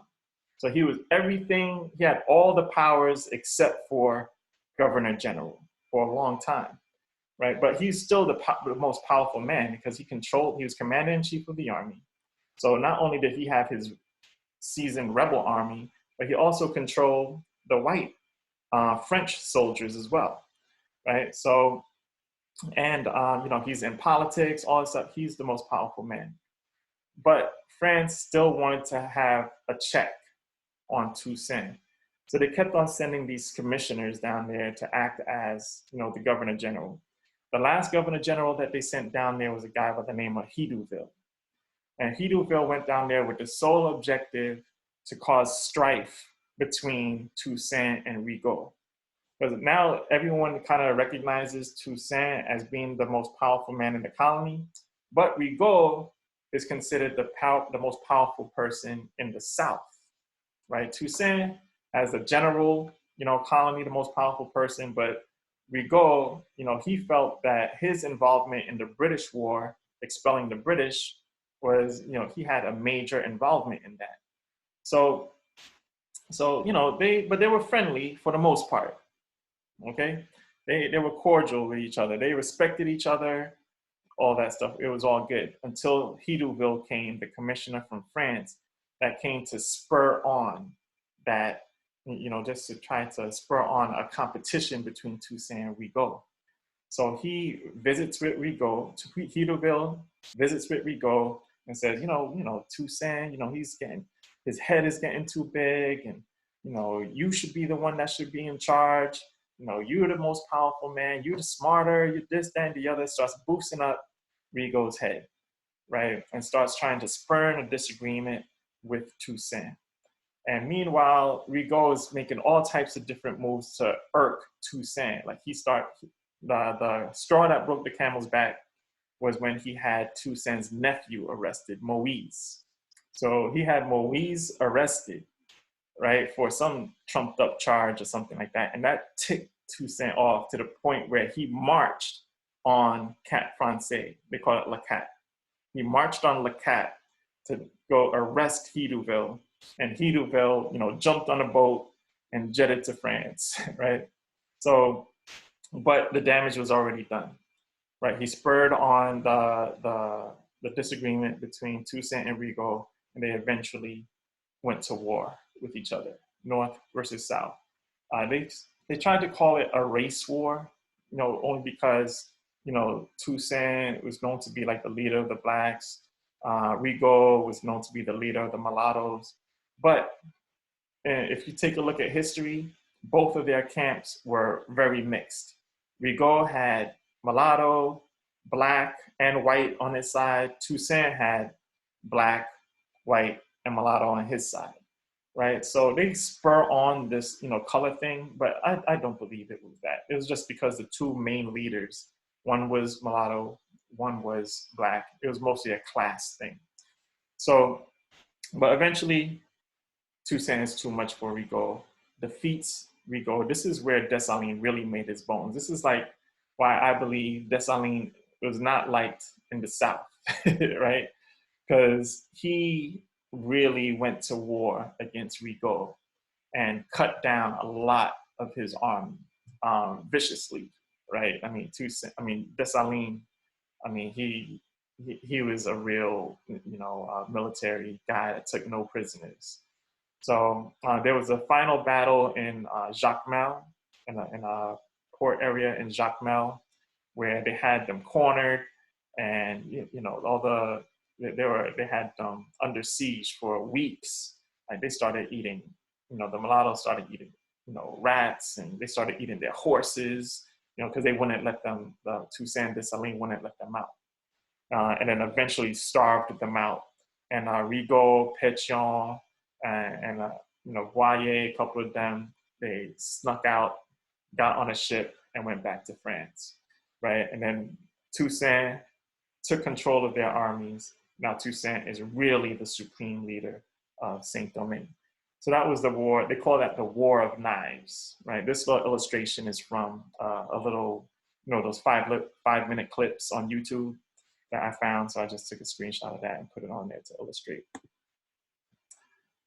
All right, so now with Toussaint controlling pretty much all of Saint-Domingue without dispute, he turns his attention to Santo Domingo, right? Santo Domingo, Toussaint always saw as a threat because they still had slavery, it's still under Spanish rule, they still had slavery there. And also, they have a whole coastline with ports where the enemy could come in through the east side of the island, disembark, and attack them through the interior. Toussaint's main power hold is in the interior, right? So like Toussaint, he never really cared as far as military. He knew his power was in the interior of the country because they didn't have navies, they didn't have warships. That's why he made the alliance with the British, right, to control, the ports and all that stuff with their assistance. But he himself didn't have, control of ships, navies, warships, and stuff like that. So on the eastern side of the island, it was pretty much open, right? So he wanted to fix that issue. So Spanish side starts opening negotiations for him to take over Santo Domingo. In fact, there was a treaty that was signed between France and Spain called the Treaty of Basel, I believe it was called. Someone could correct me if I'm wrong with that. But where Spanish ceded Santo Domingo to France, right? So really on paper, Santo Domingo belonged to France, but France never enacted, never sent troops over there to take it over, right? So Toussaint, in his interest, he was like, we need to secure this whole island to protect ourselves from the French, because he knew the French were coming. So he invades Santo Domingo. He sends his nephew, again, Moïse. Moïse doesn't get talked a lot about in history, but he's also one of my favorite characters. Is that right? One of my favorite people in history, Toussaint's nephew, Moïse. We're gonna get to what happens with Moïse too. But so he sends Moïse at the head of 10,000 soldiers, gets to Santo Domingo, and within a couple of hours, Santo Domingo didn't really have a powerful army at the time, right? So Moïse goes over there, takes things over very quickly, and Toussaint goes into the governor's palace. They hand him the keys to Santo Domingo. They have this big, church celebration for him, and Toussaint ultimately unites the island in 1801, January 1801. So now the whole island, not just Saint-Domingue, the whole island is under the control of Toussaint.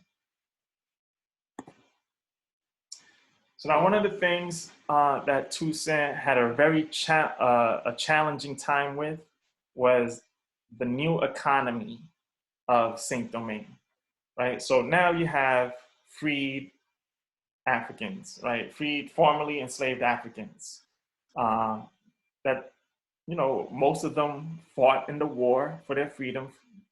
And, they figured that, okay, this war is over. We won, we're free. Now let me just, go back home and, I'll get my little plot of land that I fought for and, I'll make my food, grow my family. And that's what freedom means to me.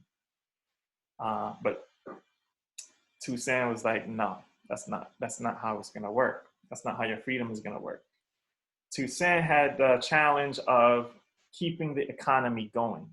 And because Saint-Domingue was built as a plantation-based economy, that's what it was built for. It was built for plantation labor and exporting, plantation crops, sugar, coffee, indigo, cotton, everything, right? So Toussaint had to really go to the population and say, you guys have to stay on the plantation.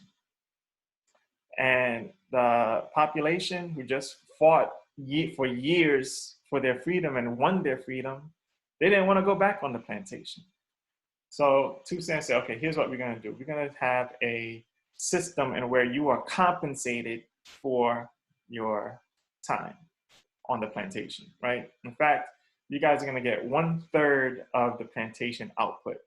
1/3 goes to the government, 1/3 goes to the plantation owner, because they have to work not on their own plantation, they have to work on someone else's plantation because they don't have any land. And 1/3 goes to the workforce, the cultivators is what they call them. So they're no longer slaves, they're cultivators. So the people weren't trying to hear it. And they're like, no, I just want my little piece of land. I'm gonna grow my crops and I'm gonna take care of my family. So Toussaint ultimately had to force them back onto the plantation.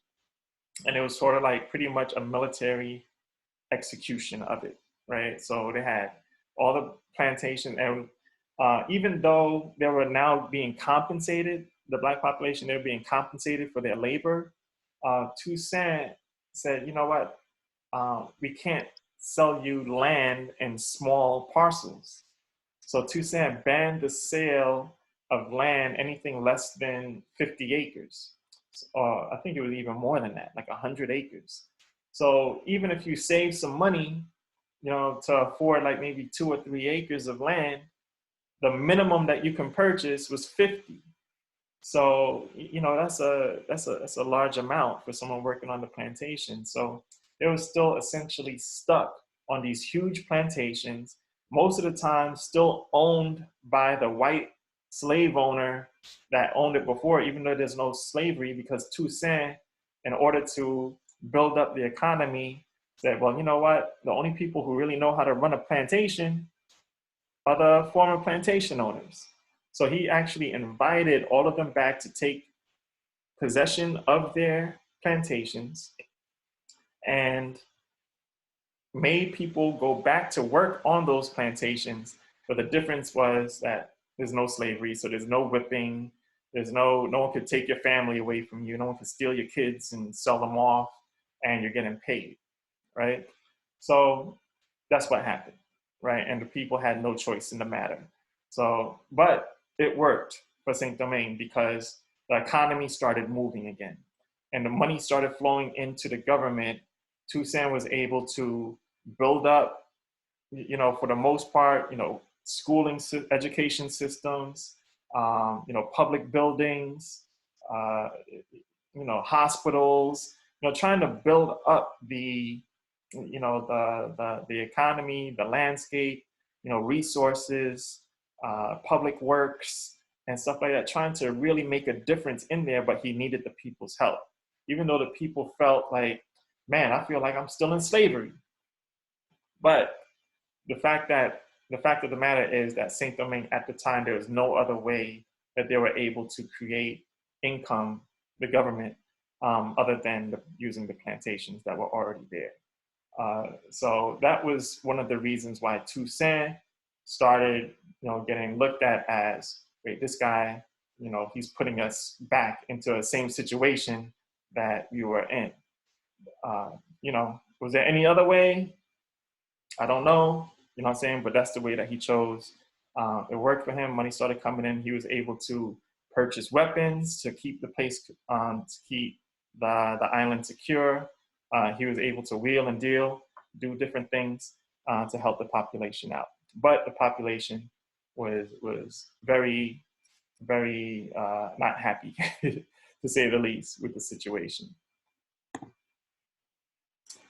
So what this led to was another uprising against Toussaint, right? So this time against Toussaint, the person that brought them out of, I say Toussaint brought them out of slavery, even though France abolished slavery, it was their decree, but it was mostly because they could not defeat Toussaint on the side of the Spanish army, right?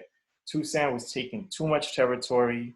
Ultimately, with time, he was going to take over Saint-Domingue, and Saint-Domingue would have been a Spanish territory under Toussaint, right? But because they saw that the French saw that it was going to happen, they took action, they abolished slavery, Toussaint went back over.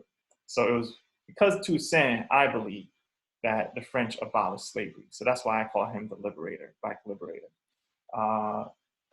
But in the North, where the generals under Toussaint, right, the lieutenants, like Dessalines, Christophe, Moïse, Moipas, a lot of different generals, they were the ones that were in charge of keeping the population, the cultivators working, right? Remember, this was like a military operation, these plantations now.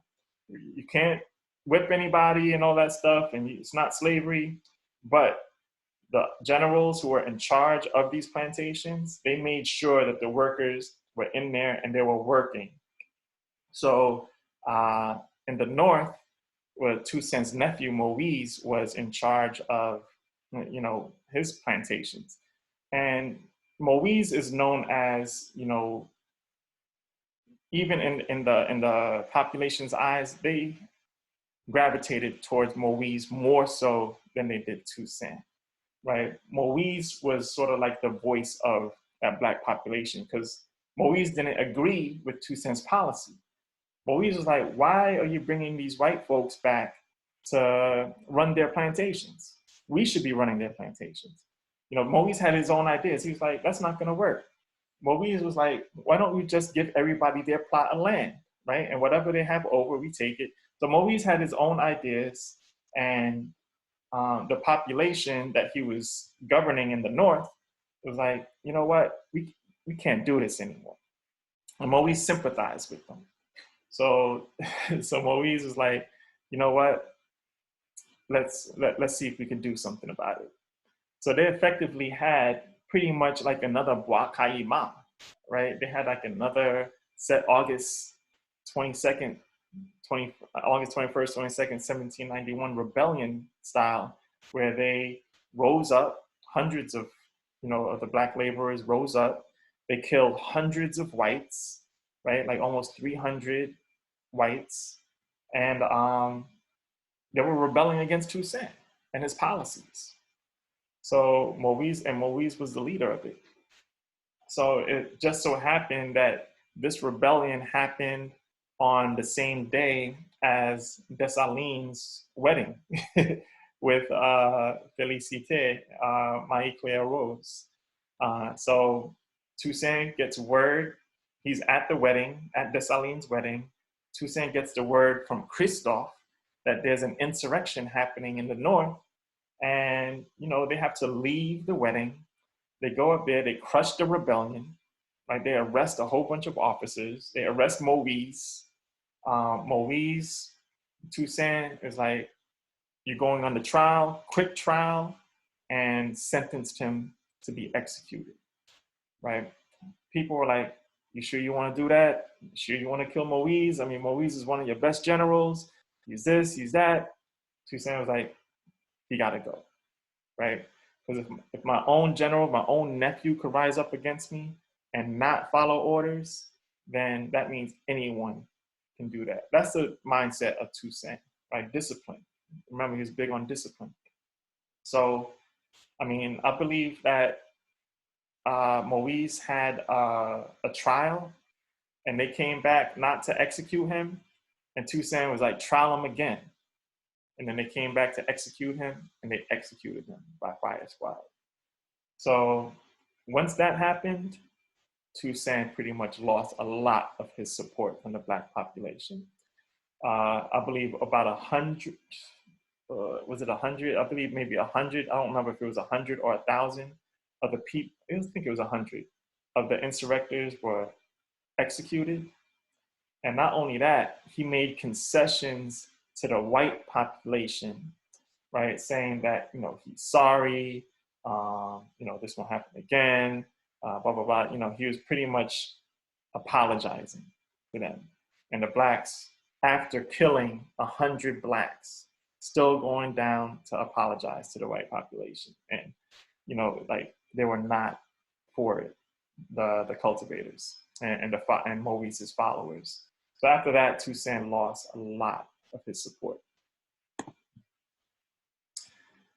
So now during this time, Toussaint still has his plan.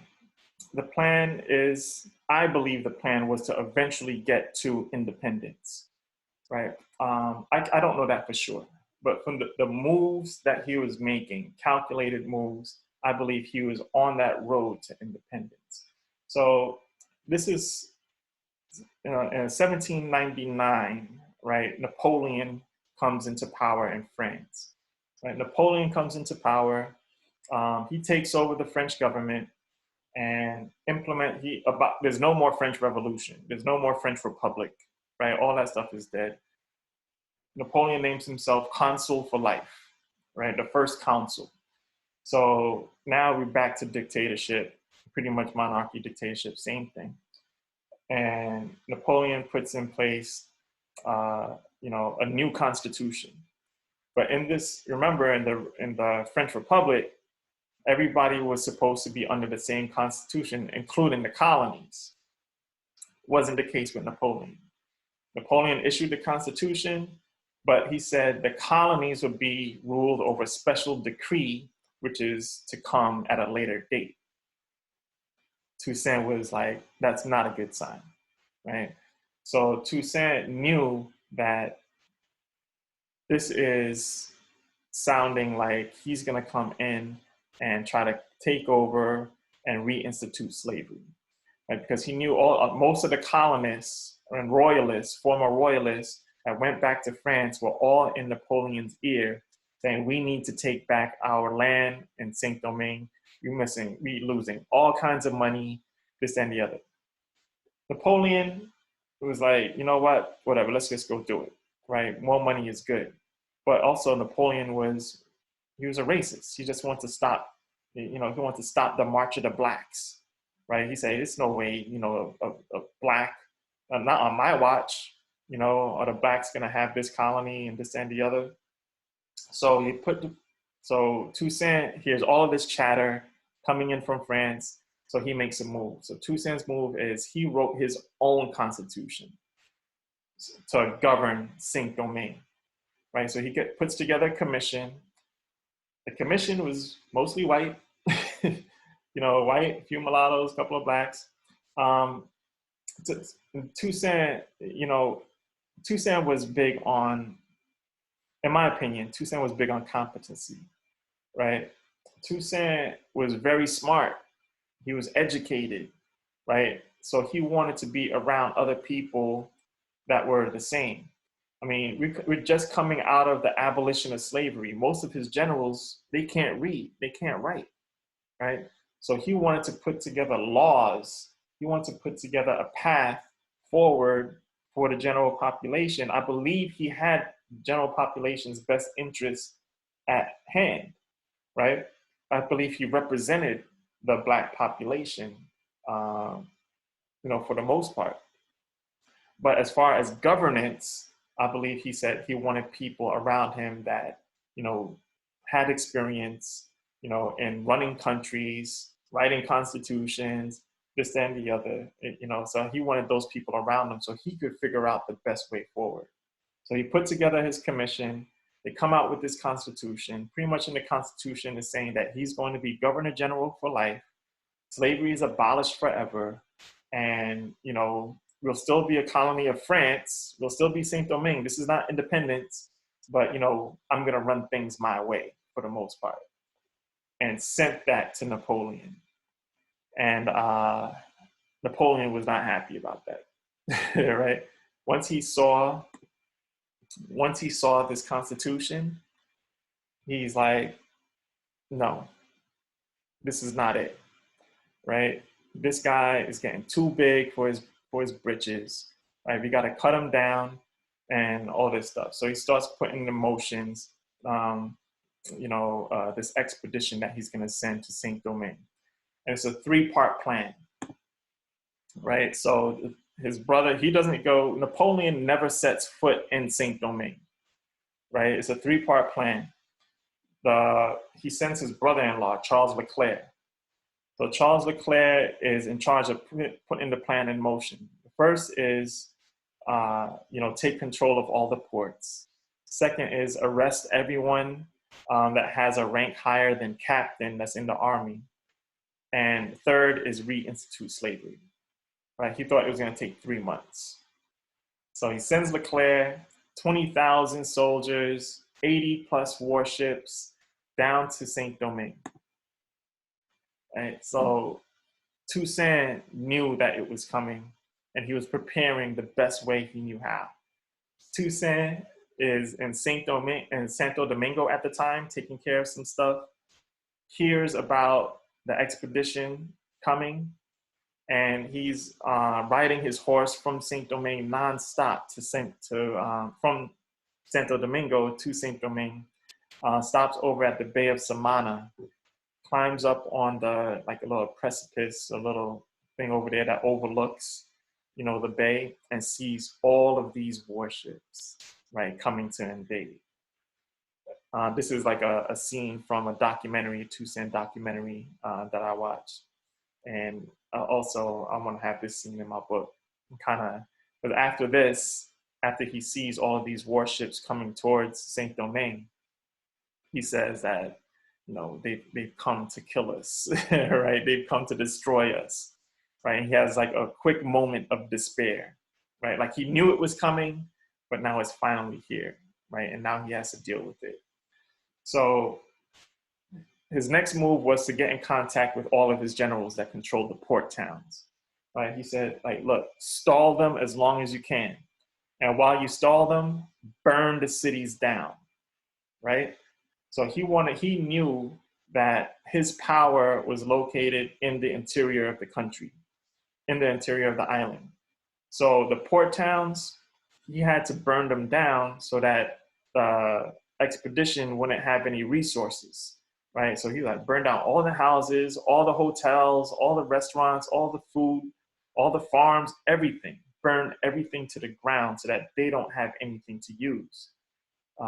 So he tried to get that to all the port towns up in Cap Français and Port-au-Prince and Lacaille, everywhere. He was trying to get that word out to his generals.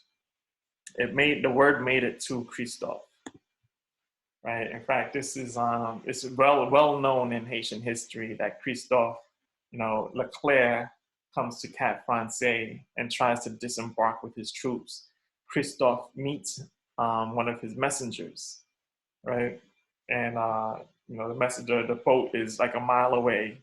The messenger comes out on a little dinghy boat and says, "Hey, Leclerc is here. We want you to make arrangements for our men." It was like 5,000, 6,000 men or something like that. And Christophe is like, "It ain't happening. I have to wait until Toussaint gets back. Right now he's in Santo Domingo. He should be back in a couple of days, then we can talk about it. But I have strict orders not to have anybody disembark." Leclerc was livid. He said, "What?" He sent a letter to Christophe, said, "If you don't let us disembark by tomorrow, then we're going to come using force." Christophe writes a letter back. He's like, "Well, if you come with force, then you're going to come and you're going to be marching on ashes because I'll burn this place down." And that's exactly what happened, right? Christophe, as soon as he sent that letter, burned down Le Cap. First building that he burned was his own mansion that he is yet to even move into. Burned it to the ground, right? And that was the sign. And then everybody started burning everything down, the whole entire city. And then when Leclerc disembarked with his men, there was nothing that he could do. However, in the other port towns, they didn't get the messages, right? Messages were intercepted, different things were happening. So they were the French Expeditionary Force was able to disembark on other parts of the island. But Le Cap was completely burned to the ground.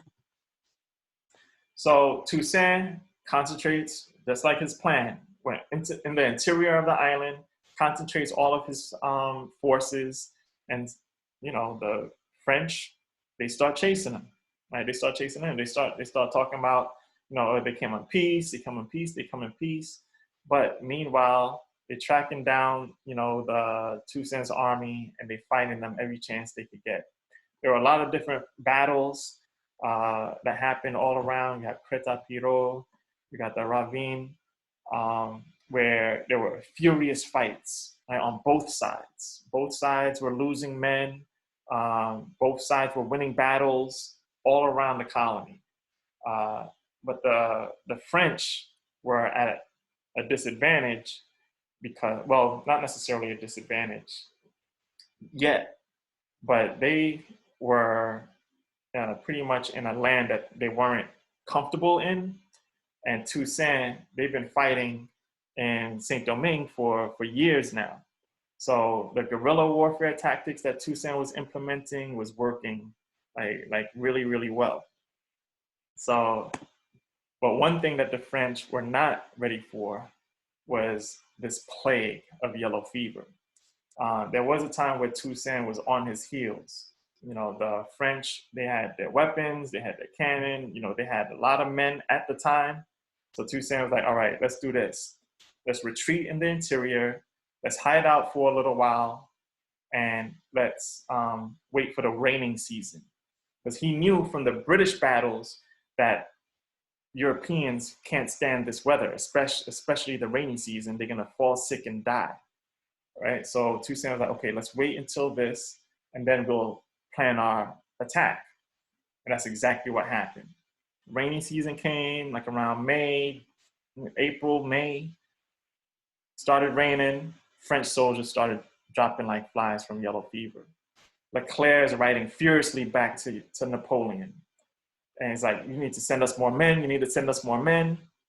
I mean, Leclerc was losing like 50 to 100 men per day, right? Dying. That's not including the people that was sick and can't even fight. So so severely decimated the army of Leclerc. And Toussaint's watching like, okay, it's about time to strike. So now Leclerc starts to reach out. He understands his position.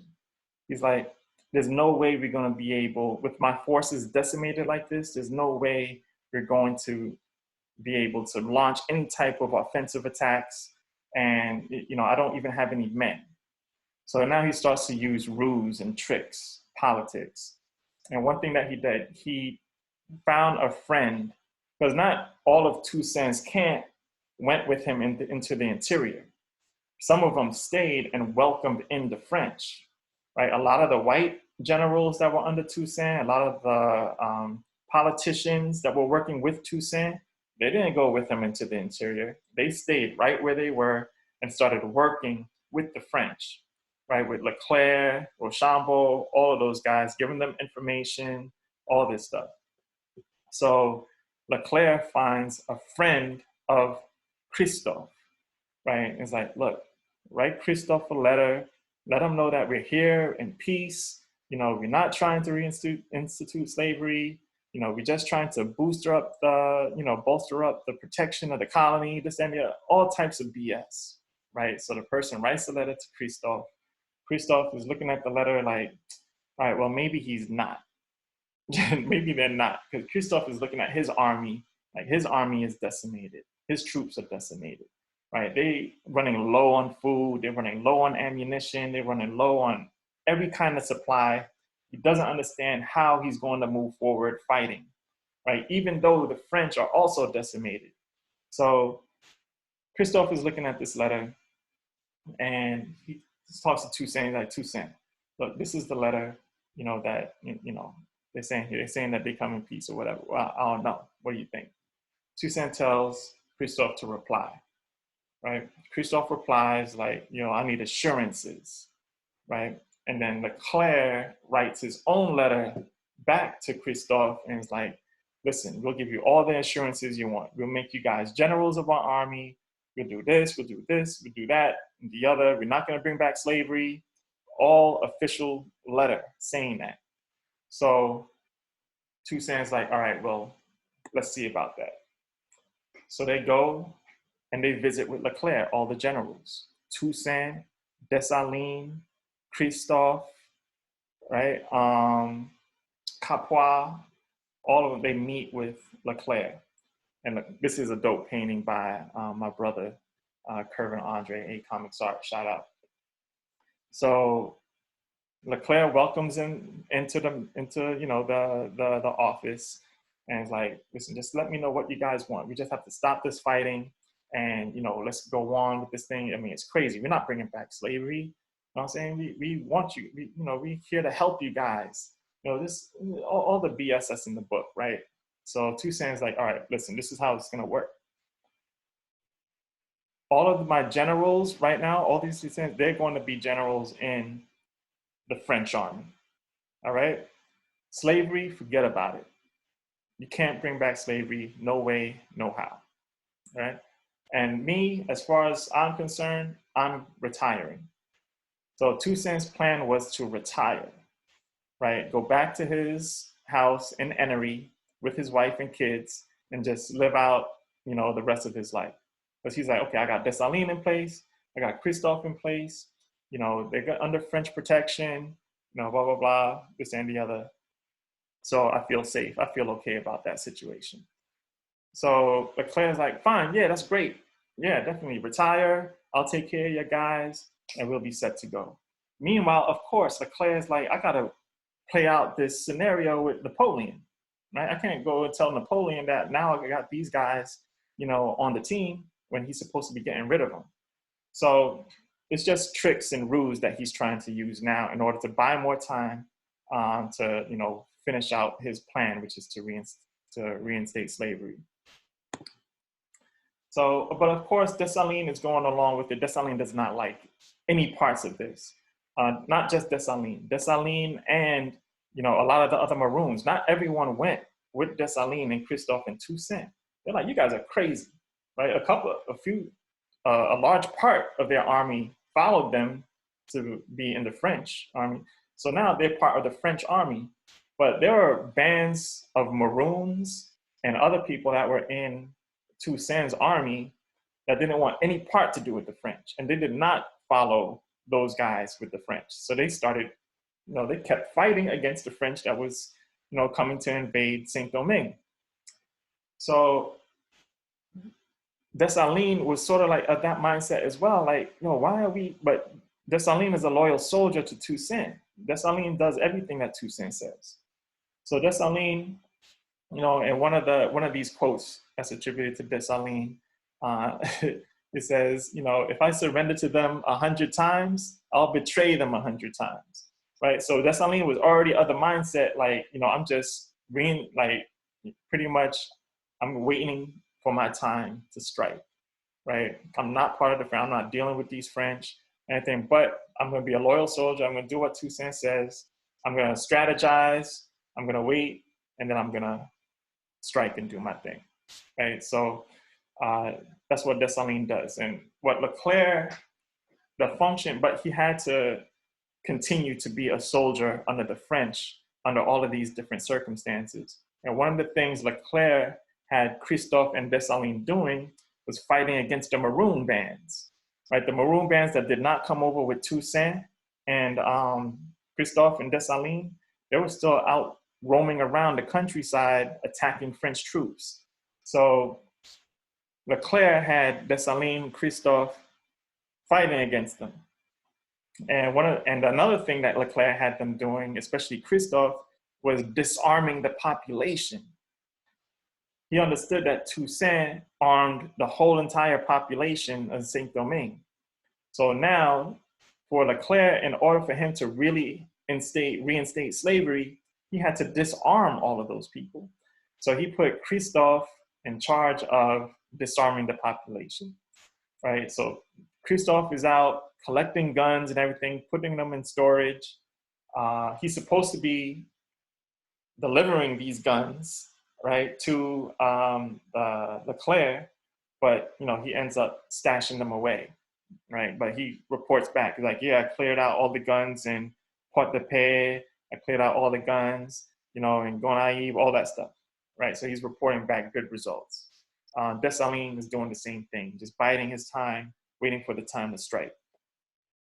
So Toussaint is now retired. He's at his plantation in Ennery, just being a farmer and doing whatever. But Leclerc understands that there's no way that he'll be able to institute his plan with Leclerc, with a powerful man like Toussaint on the island. So he finds a letter that Toussaint wrote to some Maroon about yellow fever. He's like, yeah, man, the French are getting killed with yellow fever. Like, yellow fever is gonna do the job for us. Leclerc finds this letter and is like, oh, he's still working against us, right? So he raids well, actually he didn't raid Toussaint's house.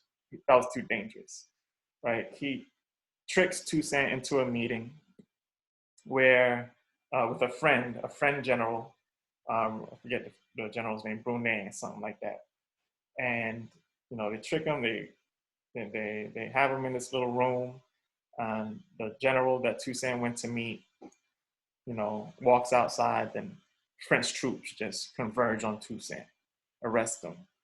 And they arrest him, take him straight to the port, put him on a boat, and took him to Cap Français, and, you know, they start the deportation of him, not just him and his family, to France. In fact, there's I didn't pull that quote, but you know the quote, you have done nothing but, you know, uproot the tree of liberty, which is Saint Domingue. It'll rise back from the roots, for they are numerous and deep. That's where he gives his powerful quote, because he knew. At this point, I believe Toussaint knew that there's no way slavery is ever going to be able to stay in Saint Domingue. He laid out the framework, enough of the framework. Do I believe he completed his mission?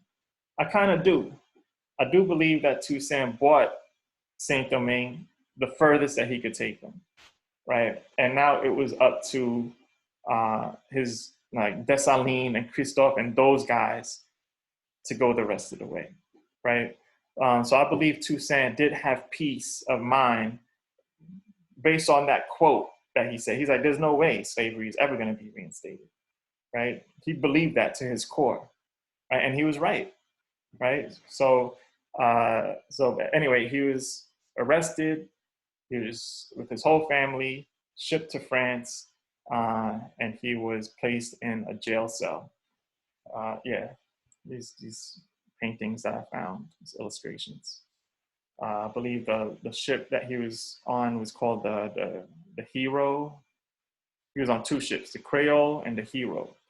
And he was sent over to France, where he was put in Fort de Joux, in the French Alps, where the temperature was freezing. He started writing Napoleon all types of letters and stuff, like, you know, trying to claim his that he wasn't wrong, you know, his innocence. Napoleon never met with him. The only thing Napoleon was interested in was his fortune, right? I didn't even get into his fortune, right? He sent a lot. Toussaint had sent a lot of his money to America, to the United States, right? So he was purchasing a lot of weapons in the United States. Right before he was arrested, he had sent millions of dollars to the United States in the attempt to purchase weapons. And once he was arrested, that $1 million just disappeared. In fact, it was stolen by a guy who, you know, ended up being one of the richest men in the United States back in the day. But anyway, he's just left there pretty much to die, right? They lock him up in this cell. It's freezing. They stopped giving him firewood. They started lowering his rations of food. And, you know, eventually he just, you know, started getting sick. I don't remember what the official cause of death was, some sort of gangrene, you know, but he just pretty much died. And at the side of him was his servant, Moïse Plaisir, who pretty much took care of him, made the decision to go along with him in his cell to take care of him. And he died April 7th, 1803. So that was Toussaint, right? But I believe, like I said, I believe he did put the necessary framework. He built the foundation of freedom, right? So shortly after that, Dessalines, Christophe, a bunch of other generals, they kept the fight going. They actually defected from the French once they found out that the French were bringing back slavery in Guadeloupe. In fact, they reinstated slavery in Guadeloupe and Martinique. They found out, they got wind of that Saint-Domingue was going to be next. So Christophe, Pétion, Dessalines. Pétion has an interesting, I got to do one of these with Pétion because he had an interesting, you know, time on both sides of the fence as well. But Dessalines, they go back with the rebel camps. At first, the rebel camps do not welcome them back because they were just fighting against the rebel camps. And now Dessalines, Christophe, and all them, they coming back and they want the rebels to follow them again. That was a little battle. That's for another show. That's for another session. So we're going to talk about that another time. But they end up going back. They start fighting against the French again. And they overrun the French, right? Leclerc dies of yellow fever. Rochambeau becomes the new leader. He tries to do some type of terror campaign where he starts, you know, executing thousands and thousands of Blacks. He says that the only way that we'll be able to get the colony back in French possession is if we execute everyone over the age of 13. and import new Africans to enslave. But the Africans that are currently here in Saint-Domingue, they spoiled. They tasted freedom, they're never gonna go back, freedom or death, right? So, of course, we know November 18, 1803, the Battle of Vertières was the final blow that Dessalines made against the French, and January 1st, 1804 becomes Independence Day for Haiti, right? To this day, you know, Toussaint is still revered in the home country of his father in Benin. They have a big statue commemorating him and the achievements that he made in Haiti. He's a hero, in my opinion. One of my favorite heroes. Nobody's perfect, right? You can't really understand the decisions that he had to make if you weren't in his shoes at the time. I mean, he had a lot of pressure, right? So coming from a lot of different places, and he had to make a decision, right? And a lot of us don't agree with some of the decisions that he made, but at the end of the day, you know, he was great. And I can't say that I would have made the same decisions as he made. Maybe I would have, maybe I would not have, but you know, I would have had to been in his shoes. But to me, he's a great ancestor. I believe he's the Black liberator. He set the stage for the freedom of Black people in the Americas, and he gave everyone, you know, something to believe in, right? He was the Black, the person of color, the African that let all the Europeans know that not only can we be at your level, but we can surpass your level. And I believe that's what Toussaint did. So, all right. So is that the end of the end. That's it. How long was I on for? I know I could ramble on. It's about 2 hours. Lord have mercy.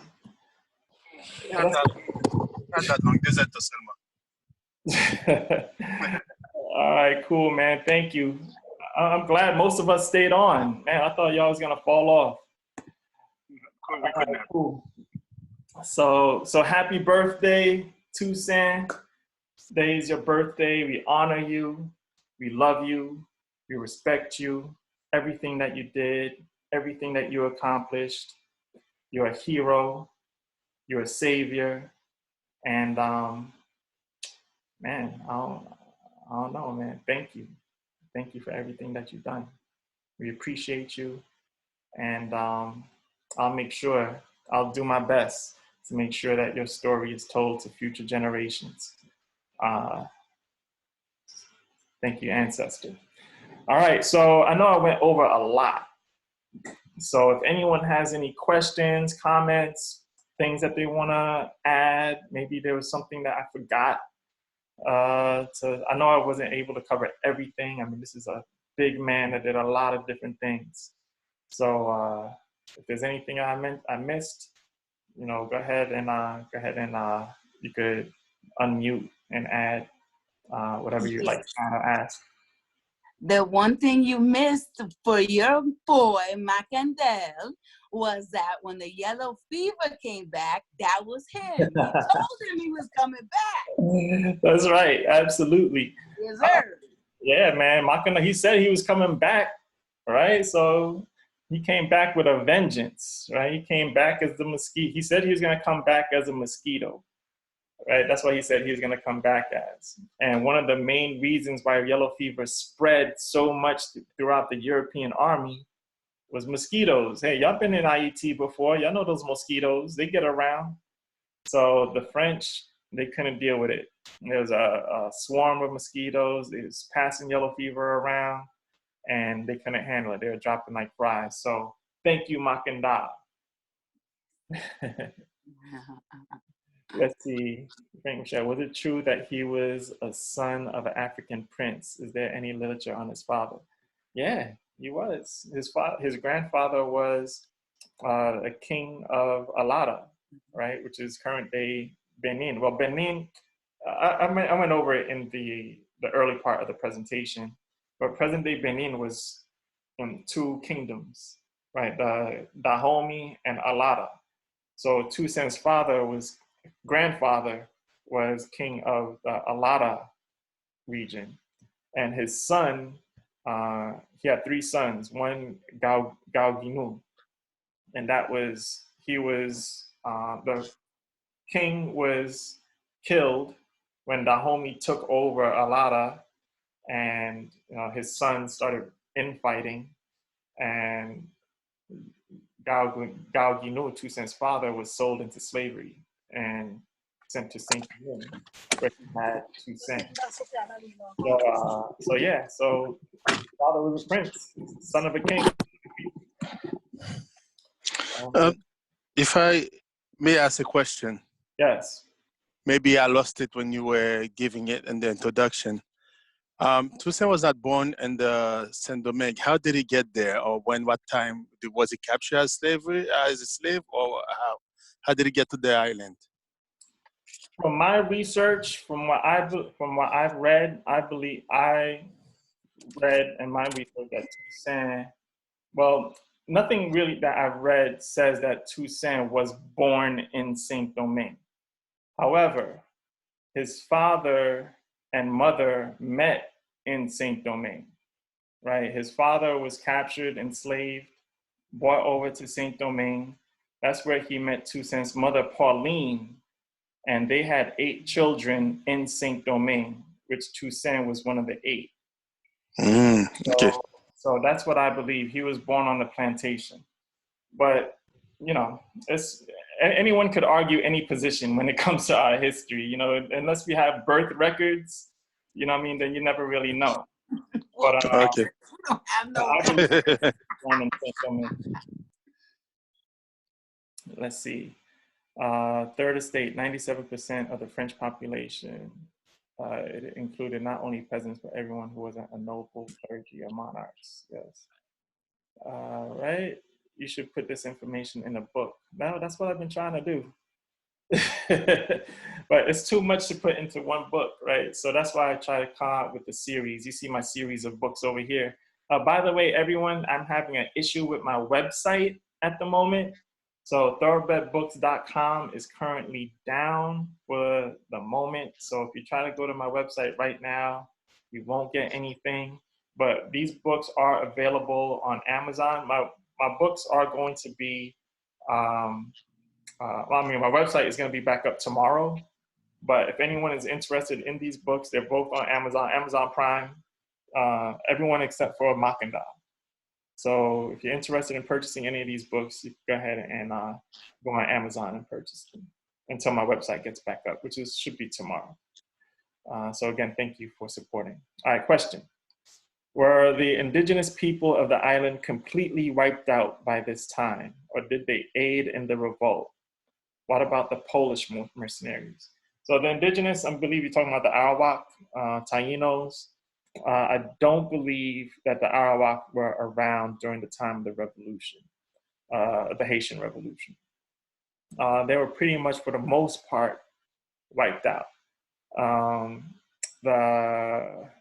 The Polish mercenaries the way the Polish mercenaries worked, where they came over from France in that expedition that Napoleon sent.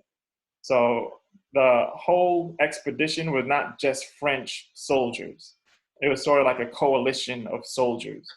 Napoleon had invaded Poland, right, and incorporated a lot of the Polish into that army that he sent into Saint-Domingue.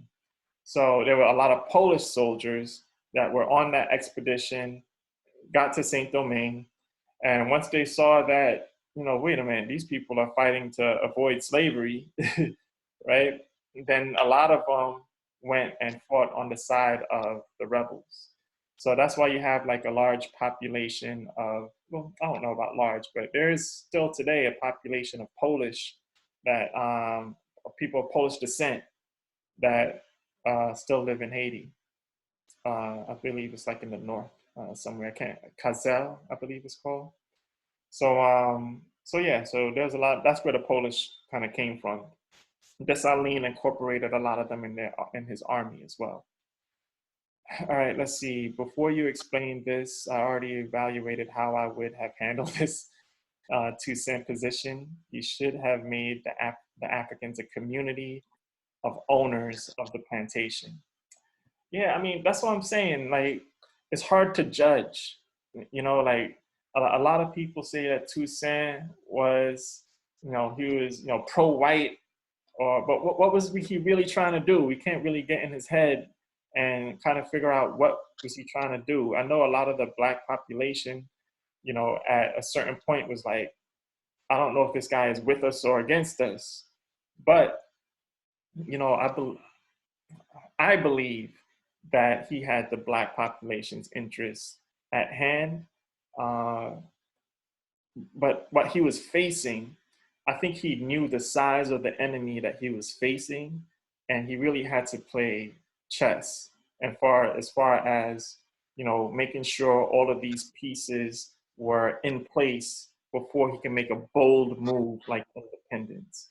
And then of course everybody's idea of freedom is different from everybody, right? Like I believe, like, if I was enslaved for years, generations, right, and I'm on a plantation, I'm getting whipped every day, and I'm being mistreated, and my wife is being mistreated, and my children are being sold, and I finally get a chance to pick up a gun and fight for my freedom, and I win, then my idea of freedom is I don't have to deal with any of that anymore. Right? I'm just gonna leave. I'm gonna have my own plot of land that I fought for, that I believe I fought for, that I believe I'm entitled to, and I'm just gonna live my life peacefully, right? So, but how is that benefiting the collective? You know what I mean? Like Toussaint is in a condition, in a position where he's like, okay, I have to keep this economy going, because if we just sit still, then we're just going to be sitting ducks. We have to keep the economy moving ASAP. Like, I don't know if I have time to implement a new way to make money, right? We're built to be a plantation economy, and we have to keep this going until we can find a better way. So, I mean, I don't know. You know what I mean? I don't know what's the best way. So, we just gotta put ourselves in his shoes and try to figure out the best way. Let's see, which they all equally split profits from the plantation, pay taxes. I mean, that's pretty much what they did. He gave them 1/3 of the money that came from the plantation. Brother, can you hear me? I posed that comment. Yeah. What's up, Byron? Yeah, what's going on? How you doing, brother? Yeah, I'm not like I said, I'm not in the position that he was in. What I'm saying is what he did do is he gave owners 1/3, he gave the workers 1/3, and 1/3 to the government. What I'm saying, based on the Africa in its best state worked as a community, and it wasn't a capitalistic kind of environment. It was a community environment where the community profited. What I'm saying is if he would have made the Africans, and I'm not trying to say I'm right, but this is my perception based on. Go ahead, man. Yeah. If he would have made the Africans a community of owners where they had equal profit in the profits from the plantation, and they paid taxes to the government, the white man would be totally eliminated from that. The ownership and profit would have went to the people who were laboring for so many years, and then the nation would have still profit on the taxes from the profits on that land. So I mean, what it appears that he always kept the white folks in mind as well, as far as making sure that they still were satisfied. I think that was a mistake. But like I said, that's my perception, and I had the benefit of being able to read from researchers who present information that wasn't available in his time as far as what worked in Africa before we were ever enslaved. So, like I said, I'm looking from a totally different outlook here in 2020 from what his position was in. But, just my opinion, that was a mistake to always consider what would be good for white folks when they were and always been our natural enemy. Yeah, I think I completely understand where you come from, and I can't say that I would have made that same decision as well. You know what I mean? I guess what I'm trying to do, I'm trying to justify it. You know what I mean? Like trying to figure out like why he would make a decision like that. And I think it's because mostly he was more of a politician. You know what I mean? Like a play both sides. You know what I mean? And he understood that he needed the whites. I believe that he felt that he needed the white population, or not the whole population, but the ones that he was trying to run the government with, because they had their ties and connections to all of these different superpowers, and he could get them to do things that he probably couldn't do himself because he's a black man. But kind of like the Martin and Malcolm type of thing, right? Like Martin Luther King versus Malcolm X. Since Malcolm X's birthday was just yesterday, and here we're talking about Toussaint, which is the 180 degrees, is 180 years difference between the birth dates of the two of them. So we all can, because I think as a revolutionary now or thinking of change, you can definitely have a love-hate affair with Toussaint and his moves, but so you can do the same with with Martin Luther King. You know what I mean? Like, if you're a Malcolm X supporter, so it's kind of funny to see that happen here too. Yeah, it's like it's T'Challa and Killmonger. You know what I mean? So it's a two different points of view, but it's like I think that had to happen eventually. I think the Toussaint probably could have went that other route where he's like, all right, I'm forget about the white population. I can't trust them. I can't do this. But the thing is, I believe that like he had very close relationships with white folks that he trusted, right? So he probably came to a conclusion, like General Laveau, Sonthonax, and stuff like that. I think he saw that. He was like, you know what? These guys aren't all that bad, but they didn't represent the masses. You know what I mean? Or the truly French racist that was like, nah, these blacks are nothing. They're slaves. They, this and the other. But I believe that situation had to happen with Toussaint in order to have a Dessalines. You know what I mean? Like, because Dessalines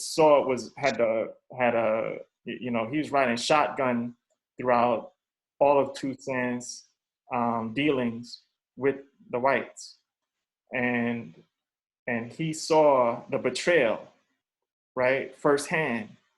So Dessalines came to the conclusion, witnessing what happened with Toussaint, that there's no way these people could ever be trusted, and that's why he took the steps that he took, right? So it's like one of those things where you can't really have one without the other.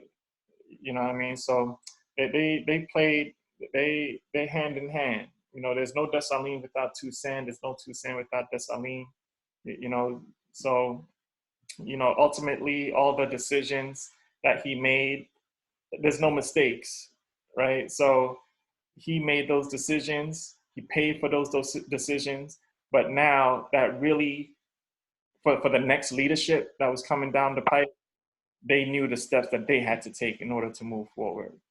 So, it is what it is. I want to add to that comment. I think we still have a lot of Toussaint until to this day. When you look at the NAACP, we have the same result. We believe that we always take in mind of the European as this, or they're highly educated. We have to assimilate. We have to do this. And I believe in order for us to have true liberty, we have to have a radical. I believe we have to be more like Dessalines. We have to be more like Malcolm X. Because if we keep taking in consideration the European this, the European that, they're highly educated, we keep taking all these things. What about us? We want to assimilate. It's like we want to be them. We don't really consider ourselves and our people And I think that has to change. Until this day, we still suffer the same consequences. Absolutely, 100%.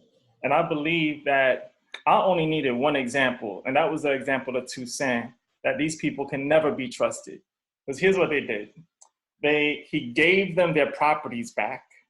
He allowed them to stay and prosper. He put them in their government. He did all different types of concessions to appease them, right? Because maybe he felt that he needed them or something like that. And they still double-crossed him, right? So now, how many times do we have to go through that same situation before we realize that we can't trust them? You know what I mean? We can't. Zero. They gave us many opportunities. Well, no, we gave them many opportunities to be like, okay, well, maybe we could try to work together. And every single time they double cross. But how many different times we had to keep falling for the same trick, right? So, but they play like, oh yeah, we're in your corner, this, that, and that, and then they end up double crossing. So Dessalines was like, you only gotta do that once. I saw what you did to my brother. There's no way you're gonna do that to me. So that's why we all should have that Dessalines mindset. You know what I mean? Because we saw it happen right in front of our face, and we know they can't be trusted. So let's operate and, you know, save ourselves, right? So, you know, I'm with you, Paulsie, on that. Yes, I actually teach my children. They're Dessalines, honor student, national scholars. Day one, you're king, you're prince, you're born that way. Your mother is the queen, always is, always will be. So in my house, Dessalines, 100%. Yeah, you see that right there, right? I got my Dessalines black and red. I will Dessalines, Malcolm X all day. Indeed, indeed. I'm glad. Let's see. A lot of times, the Westerners, they want us to, Hudson speaking, they want us to believe that, they want us to be like Toussaint and want us to be like Dr. King. So whenever you want to negotiate with them, you want to be nice to them, that's who they want you to follow. But once you stand up, like Malcolm X or Dessalines, and you are the villain, you are the bad person. And that's how history, you're a rebel, and that's why the history always make them look bad. And that's one of the reasons we never knew who Dessalines was for a long time in our history. Yep. But I'm glad that Toussaint did that. He laid the path now we know their true colors, and we honor Toussaint for that, but we're not gonna fall for it again. Exactly, 100%. I wanted to add something real quick too, Frantz. I'm not sure if people are aware, today being Toussaint Louverture's birthday, it's Wednesday, and in Voodoo is the day of the Nago Nation. And he was Nago, he was a soldier. So for his birthday to fall today, we honor the Nago Nation. It's just perfect that you did this. So thank you, Frantz. You the bomb, Frantz. You the bomb. Thank you, Alicia. I appreciate you. You're welcome, Thank you. Absolutely. All right. So I know I got a few questions in here. Let's see. An overthrowing me quote. Awesome. He's a hero, someone to be respected. Toussaint definitely deserves his respect as a leader and strategist. It is always easy to criticize a spectator. Yeah, absolutely. Oh, I went to Fort de Joux last year with my mom. Nice, Susie. Very cool. I would love to go to Fort de Joux. Wow, thank you for that lesson. Let's see. Oh, great presentation. Oh, Barry Hayes. I'm just going through the chat. Sorry. All right, question. Were the indigenous people of the island? Oh, I already read that.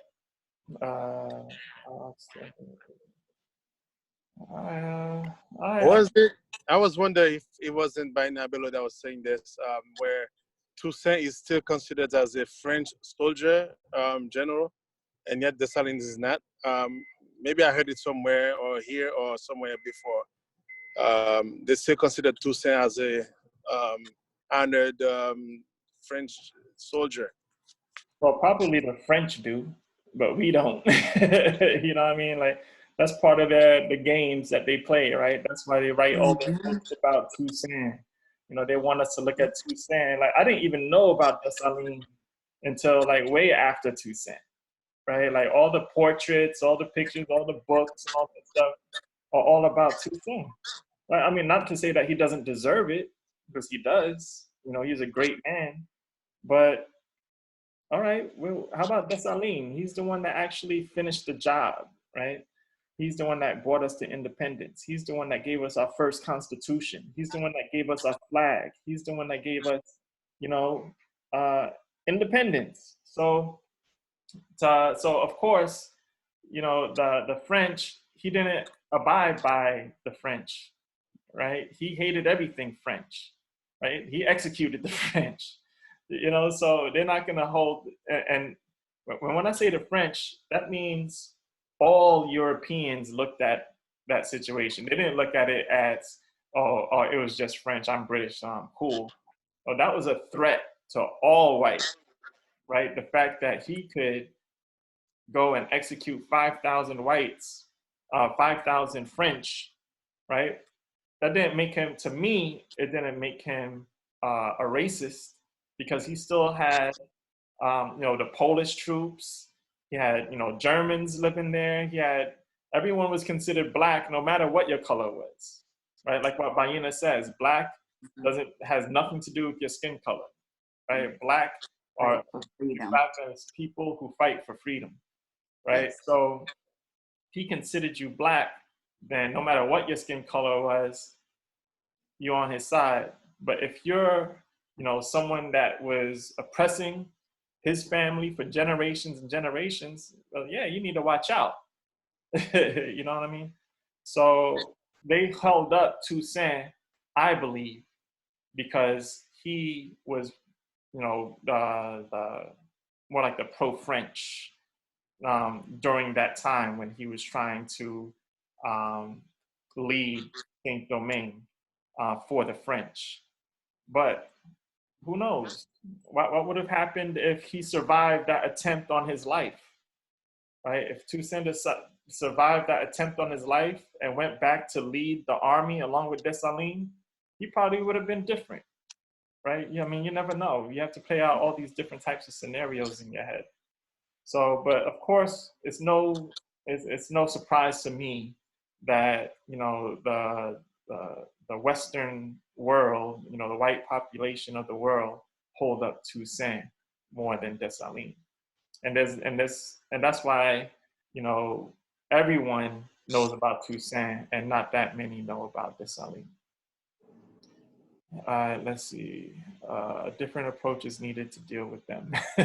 Absolutely. Economic empowerment of our people is extremely important.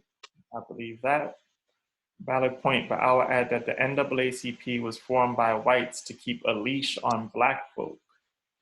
I was just reading a passage. My boy, what's his name? Anyway, he posted something on Instagram today that said something like that. Was it W.E.B. Du Bois who started the NAACP, something like that, or was instrumental in the end of, it was in Marcus Garvey's book where he was talking about, you know, white involvement in black liberation. That's interesting. All right, exactly. Ground. Indeed. I just want to make sure I don't miss any questions before I end the meeting. All right, let's see. The technique of European is to praise one, give them fake privileges, and say the people of African descent are not able to lead themselves, which is a big lie. Europe had did nothing prior to 1492.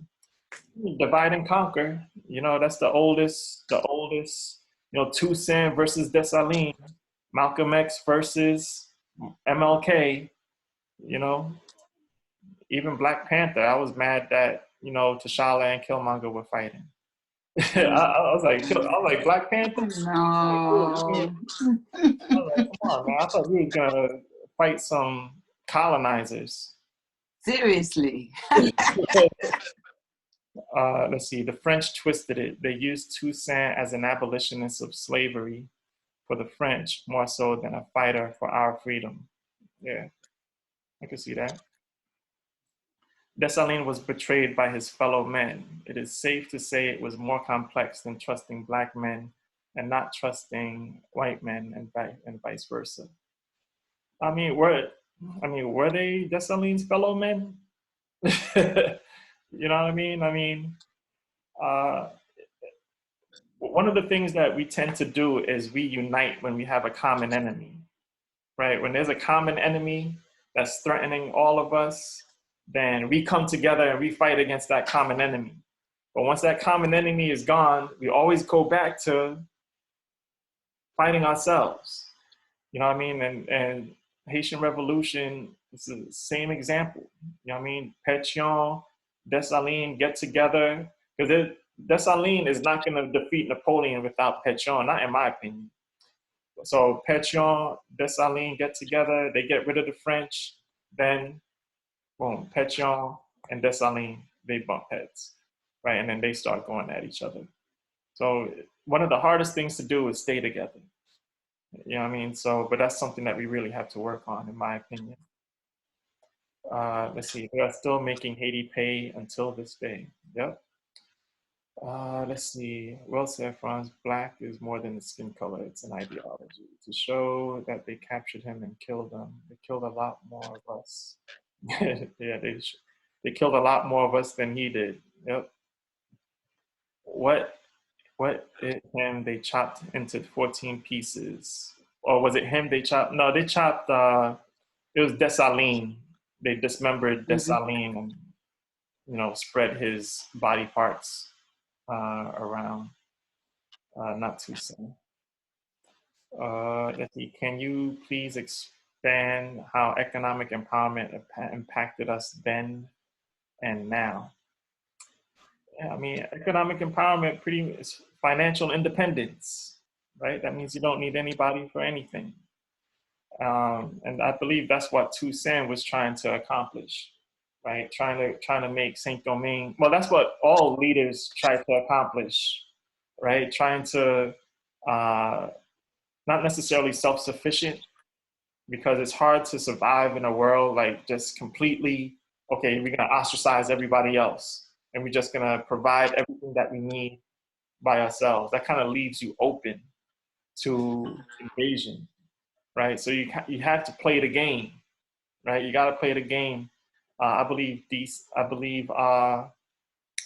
Toussaint was trying to play the game, but I mean, it's hard to play the game with devils, you know? So, but I believe that lesson was learned by the future leaders. But, you know, today, I don't know if the leaders are, you know, still going by those lessons. I don't know if they forgot those lessons from our forefathers, but it doesn't seem like they're playing or adhering to what our forefathers laid out for us. And when I say forefathers, I'm not talking about George Washington and all that. Let's see. Can you please expand on economic empowerment within diaspora in other countries and in Haiti? Haitians are the second largest contributor to DR's economy. We import rice in Haiti, which has a large impact on us. That doesn't even make sense that we import as much stuff as we import in Haiti. Man, at one point, Haiti was like completely self-sufficient. And then different devils came in and implemented policies and just destroyed the economy. I mean, everyone, like Clintons and all them, you know, they all had a part to play in destroying Haiti's economy. Did Haiti mint their own money? Absolutely. During the time of Henry Christophe, King Henry, they created their own currency and minted not only their money, but the money of other countries. So that was under King Henry. King Henry was no joke. There's a book that I would like to recommend to y'all. That was probably one of the best books that I read about the Haitian Revolution. It's called Black Majesty, right? It's about Henry Christophe, but it kind of like goes throughout the whole Haitian Revolution. It's written in like a very intriguing way. Like I read it. It's a very difficult book to find because you have to find like the original text. Like it was rewritten years after, but the original text is hard to find. I had to go to Howard University's library.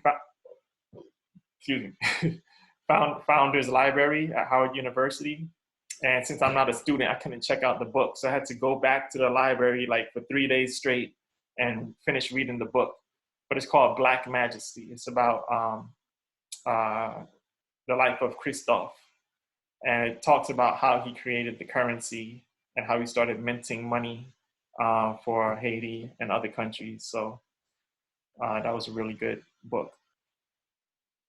And just to show, even though they call themselves French, Spanish, etc., when Dessalines cemented Haitian independence, all Europeans imposed sanctions against Haitians. None of them should be trusted. None of them should be trusted. Exactly. Most of the leaders are in interracial relationship, unable to have a Black liberation mindset. Yeah, man. Our leaders, I don't know about our leaders today, man. What happened to Toussaint's children? Did they just disappear into French society? Pretty much. From what I hear, Toussaint, like the descendants of Toussaint are pretty much whitewashed. Like you want to even, like, I believe, I know descendants, like they all married white. And like you want to even think that, you know, that's Toussaint's bloodline. Like it's like completely whitewashed right now, from what I heard. So someone may have heard something different, but that's what I heard. We need to teach and learn more about Haitian economy history. Yes, it's actually a really good topic. I read a little bit about it, starting with Henry Christophe, how he developed the currency, the goud. I mean, it was actually a goud that he started the currency with, like the calabash plant. And it's an amazing story, but Baina talked about it before, so I don't want to go back into that. That's sad. Let's see, such a rich history, they refuse to truly tell. All right, guys, thank you so much. I appreciate everyone for hanging in there. Man, we're going on 3 hours. Who was here for 3 hours? Y'all not hungry? Was y'all eating? I know I'm hungry. I've been eating all along. Thank you, Mr. Frantz. Thank you very much. Well, you've been talking, Thank Frantz, you, so you Frantz. need Have a the great break. night. Okay, I'm sorry. I appreciate call. it. Remember, this is part of a series. So the Bye. Oh, Rochelle.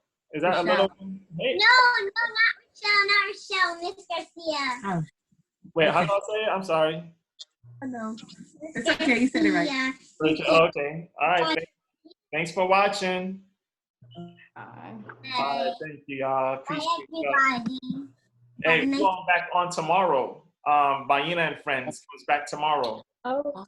So I'm gonna send out an email with the invitation for that if you guys are interested. Okay. I believe one of her daughters is coming. I listen to these series. So I'll send out an email with more information on Baina. We're gonna go on tomorrow. So thank you, everybody. Appreciate it. Thank you, Frantz. D'accord, merci un peu, Baz. I listen to these. Thank you so much. Thank you. All right, you guys stay safe, all right? On the internet.